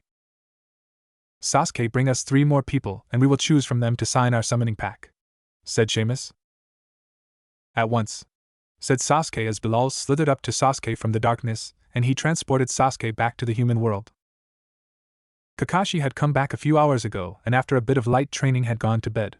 Naruto had decided to go back to meditations, and in hopes that Sakura wouldn't find him, he had moved to the roof of the building just looking up at the full moon. However, it was all in vain as Sakura appeared beside him. She had changed back into her normal outfit. Nice moon tonight, said Sakura as she looked up at the full moon high above them. She could see the lights from the village that she wasn't allowed to go to. Yeah, it is, said Naruto. Naruto, what is the Demon Fox village like? I mean outside these walls, asked Sakura. Well, it is a lot like the village hidden in the leaves, people going about their day. Going to work, paying bills and raising their families, said Naruto. They tend to look at me every time I leave these walls. Naruto-kun, do you miss the village? Asked Sakura. Do you miss going out on missions? On some levels, yeah, said Naruto. Every once in a while I feel nostalgic and think back about our missions. Naruto-kun, I know can't talk you out of bring Sasuke back to the village, can I? Asked Sakura. No, I will keep my promise to you, Sakura-chan. I know you will be happy with Sasuke, your true love, said Naruto with just a little amount of hurt in his voice. Listen, Naruto-kun, not to belittle your sacrifice in coming here and cutting off all human contact, said Sakura, but people change, Naruto-kun, and I would rather have you back than Sasuke. Sakura, how could you turn your back on him? Asked Naruto. Naruto, he betrayed the village and tried to kill you, said Sakura. He turned his back on us. Just because he turned his back on us doesn't mean we have to turn our back to him, said Naruto as he leaned back on the slanted tiled roof and looked up at the stars. If anything, we have to try harder to get him back. Maybe he was always evil, said Sakura. He was always out to get revenge on someone who I don't know. Itachi, said Naruto as Sakura looked at him. Sasuke was after his older brother Itachi, who had killed his entire clan in a single night before joining the Akatsuki. Sasuke has led a tough life with no family, and we can't turn our back on him or else he will be alone. Listen, Naruto, you can't put the fact that Sasuke lost his parents as a reason he betrayed the village. You had no family, and you didn't betray us, said Sakura. Yeah, but to have a family and then lose it must be harder than never having a family, said Naruto. And never having one is just as hard. I mean, I am sorry for everything I said and did that hurt you back when we were kids, said Sakura. Thanks, but it was too late, said Naruto as Sakura's heart started to break, fearing he hated her. I forgave you and the others are a long time ago. You were just following your parents' wishes. I still had to say sorry, said Sakura. However, said Naruto as he tightened his fist, I haven't forgiven those bastards back in the leaf who treated me like shit and knew what I had done for the village. They used a kid, no, a baby, to seal a king of demons, and then they treat that baby who is holding that demon back like shit. It isn't right, said Sakura. Of course it isn't right, yelled Naruto at the top of his lungs at Sakura. Naruto-kun is touching about letting people in, said inner Sakura. Yeah, it is because of all the pain he went through as a kid, said Sakura back. It will take a lot of time to heal those wounds. Yeah, it will, said inner Sakura back. And I know where to start, said Sakura back as she reached into pouch and pulled out an item. Naruto-kun, I have something to show you, said Sakura as Naruto sat up and looked at what Sakura was holding. There in her hands was his handband, the same one he had on when he was fighting Sasuke. Where did you get this? Asked Naruto. They bury the headbands with the ninja. Normally yes, but if the family asks for it they get it. I asked Lady Tsunade for it. I just couldn't let it go, it was all I had left of you, said Sakura as she ran her fingers across the metal headband. And I have kept it all these years, but I think it should go back to you. Sakura held out the headband as Naruto slowly took it into his hands and just looked at it. Put it on, Naruto-kun, said Sakura. I don't think it will fit anymore, said Naruto. It's worth a try, said Sakura as Naruto raised his headband back to his forehead and tried to tie it on, but it was too short. Well, it doesn't fit, said Naruto as he looked at the headband again only to have Sakura take it out of his hand. Naruto watched as Sakura tied it to his upper arm. Yes, it does, said Sakura. You just need to know where to put it. Naruto just sat there looking at the headband on his arm. It felt so strange but yet so familiar to have that headband on even if it was in a different location. Naruto, I have one other thing to give you, said Sakura as she pulled out a half-burnt photo from her pouch. Naruto noticed the photo. It was the one he used to look at before he would fall asleep. It was the picture of Team 7, Naruto and Sasuke standing side by side glaring at each other, while Sakura smiled in between them with Kakashi over them. The image was burned around the edges and the part of the photo with Sasuke's face was burnt to a crisp. However, it was in a new frame. Where did you get this? Asked Naruto. From your place, said Sakura. Flashback. It was just after the funeral for Naruto, and Sakura was walking around in a daze. She had no idea on how she ended up at Naruto's apartment. She looked up at the broken door wondering why it was down. She reached out for the door knob only to have the entire door fall down. She walked into the main room to see a burnt-out couch, broken glass and other trash. On the wall beside the spray-painted words, "The demon is finally dead and have fun in hell," where human waste, as if some sick person had thrown it along the wall. Why did someone do this? Asked Sakura as she looked at the destroyed room. She could see the inside of some walls. She moved toward the bedroom only to see the entire room was burnt. The bed was the worst. She walked over to the nightstand and picked up a half-burned photo. The frame had protected most of it, but the edges along with Sasuke's face was burned to pieces. Naruto-kun, said Sakura as she ran her fingers across the still hot glass. Who are you? Asked a new voice as Sakura looked toward the door to see a short, extremely fat, balding man. She knew him from around town as the owner of many apartment buildings, and this was one of his buildings. Therefore he was Naruto's landlord. Sakura Haruno, I was on Naruto's team, said Sakura, and I just wanted to see his things, but what happened here? You're too young to understand, stated the landlord. Now get out so I can clean this place, and finally make some money on this place. Alright, said Sakura as she looked at the photo. Is it alright that I take this? Sure, why the hell would I care? Said the landlord. It's one less thing I have to clean up. Thank you, said Sakura as she pushed past him and headed out the door with the photo. I guess someone has to miss the demon, said the landlord as Sakura exited the apartment and headed home. And flashback. I put it in a new frame, said Sakura. I hope that's okay? It's fine, Sakura-chan, said Naruto as he looked at himself dressed up in a bright orange jumpsuit. I was an idiot for wearing that stupid thing. Yeah, but you were a lovable idiot, said Sakura with a smile as Naruto lowered his head. Listen, Sakura-chan, I know you like me, but I am not good for you, said Naruto, his head still looking at the ground. Sasuke, when he gets back, can give you a lot more than me. I am poor, he comes from a rich clan.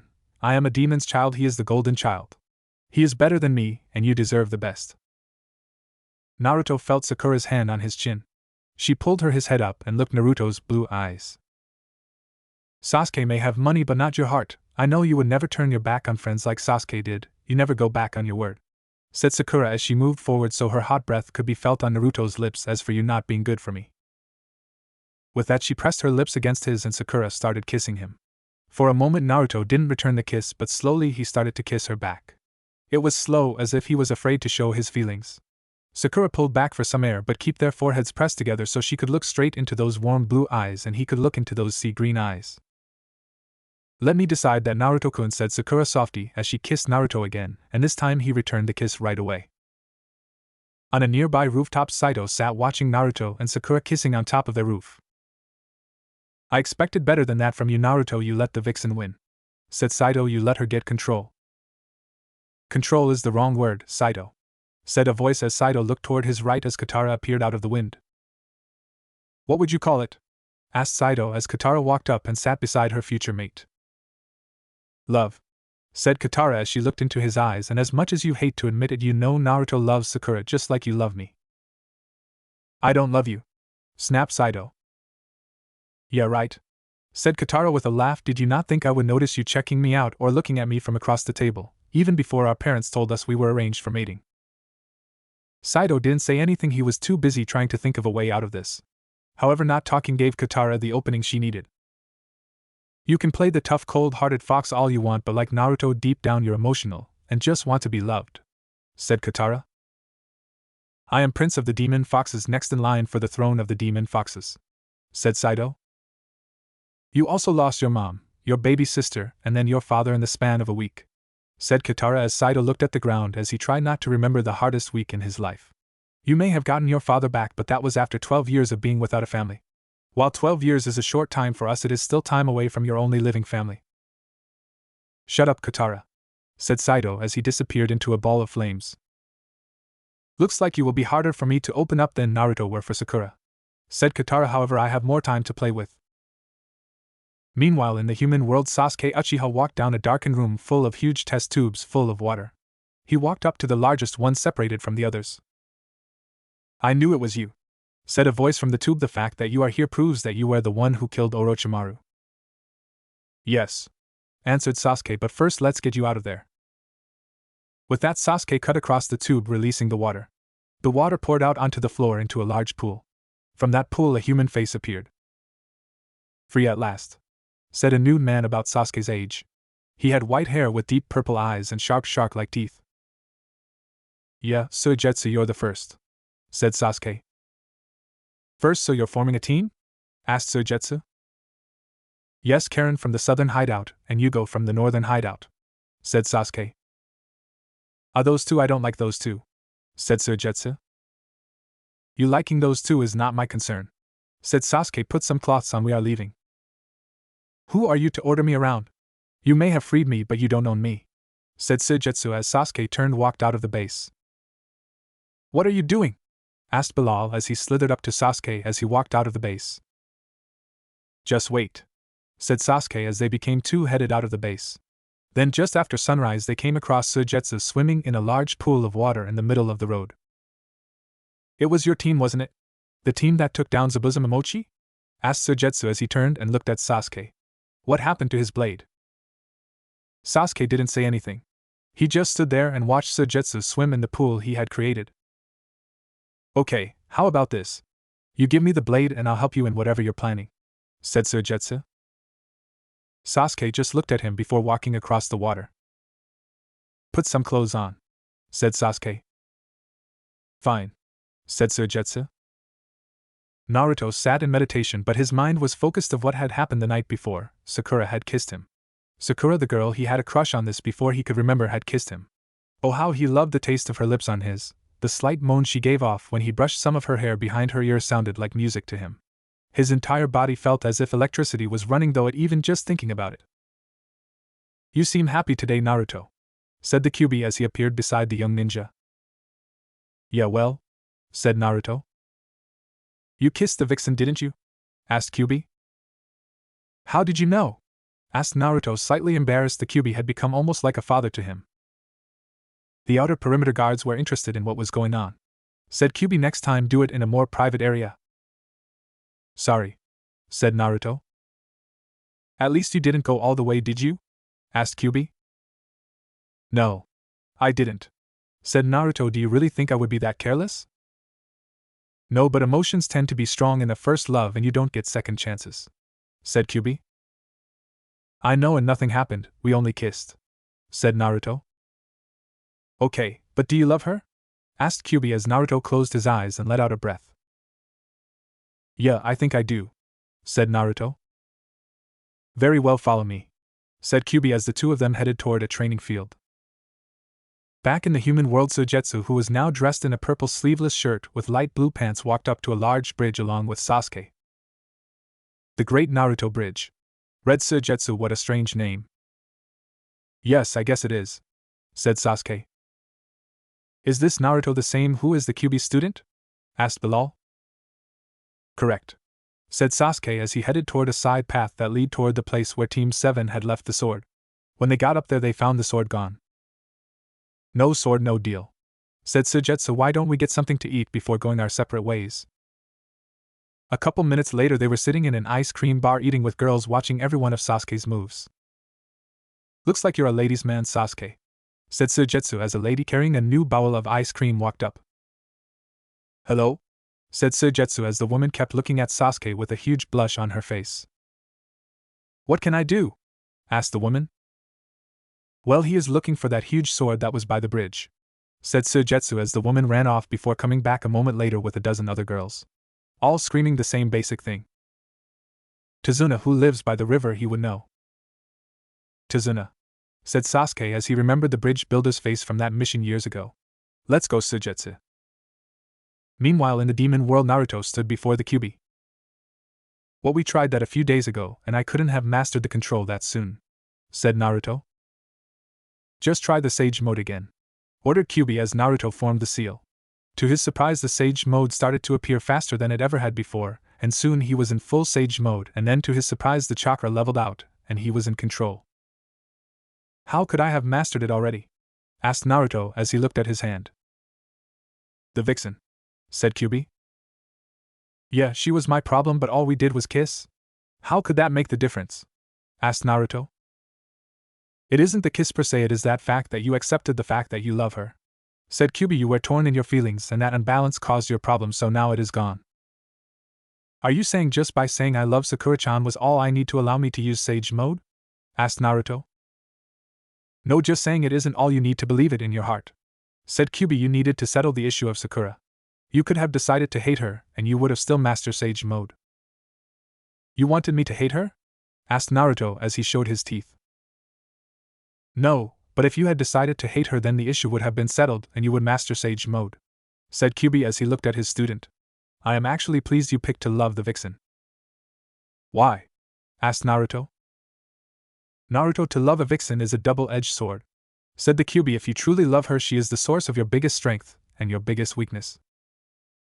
I don't really follow? Asked Naruto. She is a source of weakness because emotional. If anything would happen to her, you wouldn't know what to do with yourself, and you would never forgive yourself for it, said Kyubi as he remembered watching his mate-to-be die on that rain-soaked battlefield during the Demon War. However, she is your greatest strength because you will do anything to protect her, including winning a battle you may not win. She will give you strength when you have none left. She will make you happy and give you something to fight for. I see, said Naruto as he turned back to normal. Naruto, your training is almost complete. All that is left is a ceremonially marking your finishing of the training, said Kyubi. It will also give you full rights as a summoner of demon foxes. When do we do that? Asked Naruto, knowing that soon he would be able to summon not just low-level demon foxes like Saido and Katara into battle, but the big boys like the Kyubi. He had to wait for that right until after his training was complete.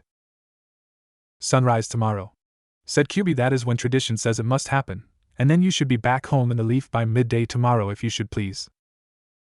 It is, said Naruto.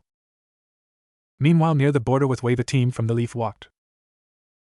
So why are we doing this mission? Asked Ino as Shikamaru and Choji walked toward the border. Our mission is to investigate Tenzin Daikoku, who is an highly connected politician but runs a band of thieves who is attacking caravans on our side of the border, said Shikamaru. We need proof that he is behind it so that we can get official permission from the ruler of Wave to kill him. So what's the plan? Asked Choji. Well, Ino uses her mind transfer just to take over a person's body, and then walks inside and finds proof, said Shikamaru. That is very simple, said Ino. Does it need to be complex? Asked Shikamaru as they neared the castle fort of Tenzin Daikoku. I guess not, said Ino. We will begin the operation in the morning, but first let's scout the area, said Shikamaru. The next day, while Naruto was preparing to go through a ceremonial, Sasuke and Suigetsu stood looking out at a castle. They had found a helpful villager who had told them about Tenzin Daikoku having the sword, and then another helpful village told them where to find him. "Wow, that is troublesome," said Suigetsu as a huge group of soldiers go by on horseback. "Yes, there is another clan who is going to attack the castle," said Sasuke with a force in the 1,000. "I see, I'll just sneak in tonight and steal the sword," said Suigetsu as Sasuke looked at the castle. "How about a wager?" asked Sasuke as Suigetsu looked at him. "A wager?" asked Suigetsu. Well, Sasuke, I never believed you would do something this playful. You're on." "Alright, first to get inside and get the sword wins," said Sasuke. "However, you may not kill anyone." "What?" asked Suigetsu. "It begins now," said Sasuke as he disappeared before reappearing in the center of the massive troop formation. The troops began to attack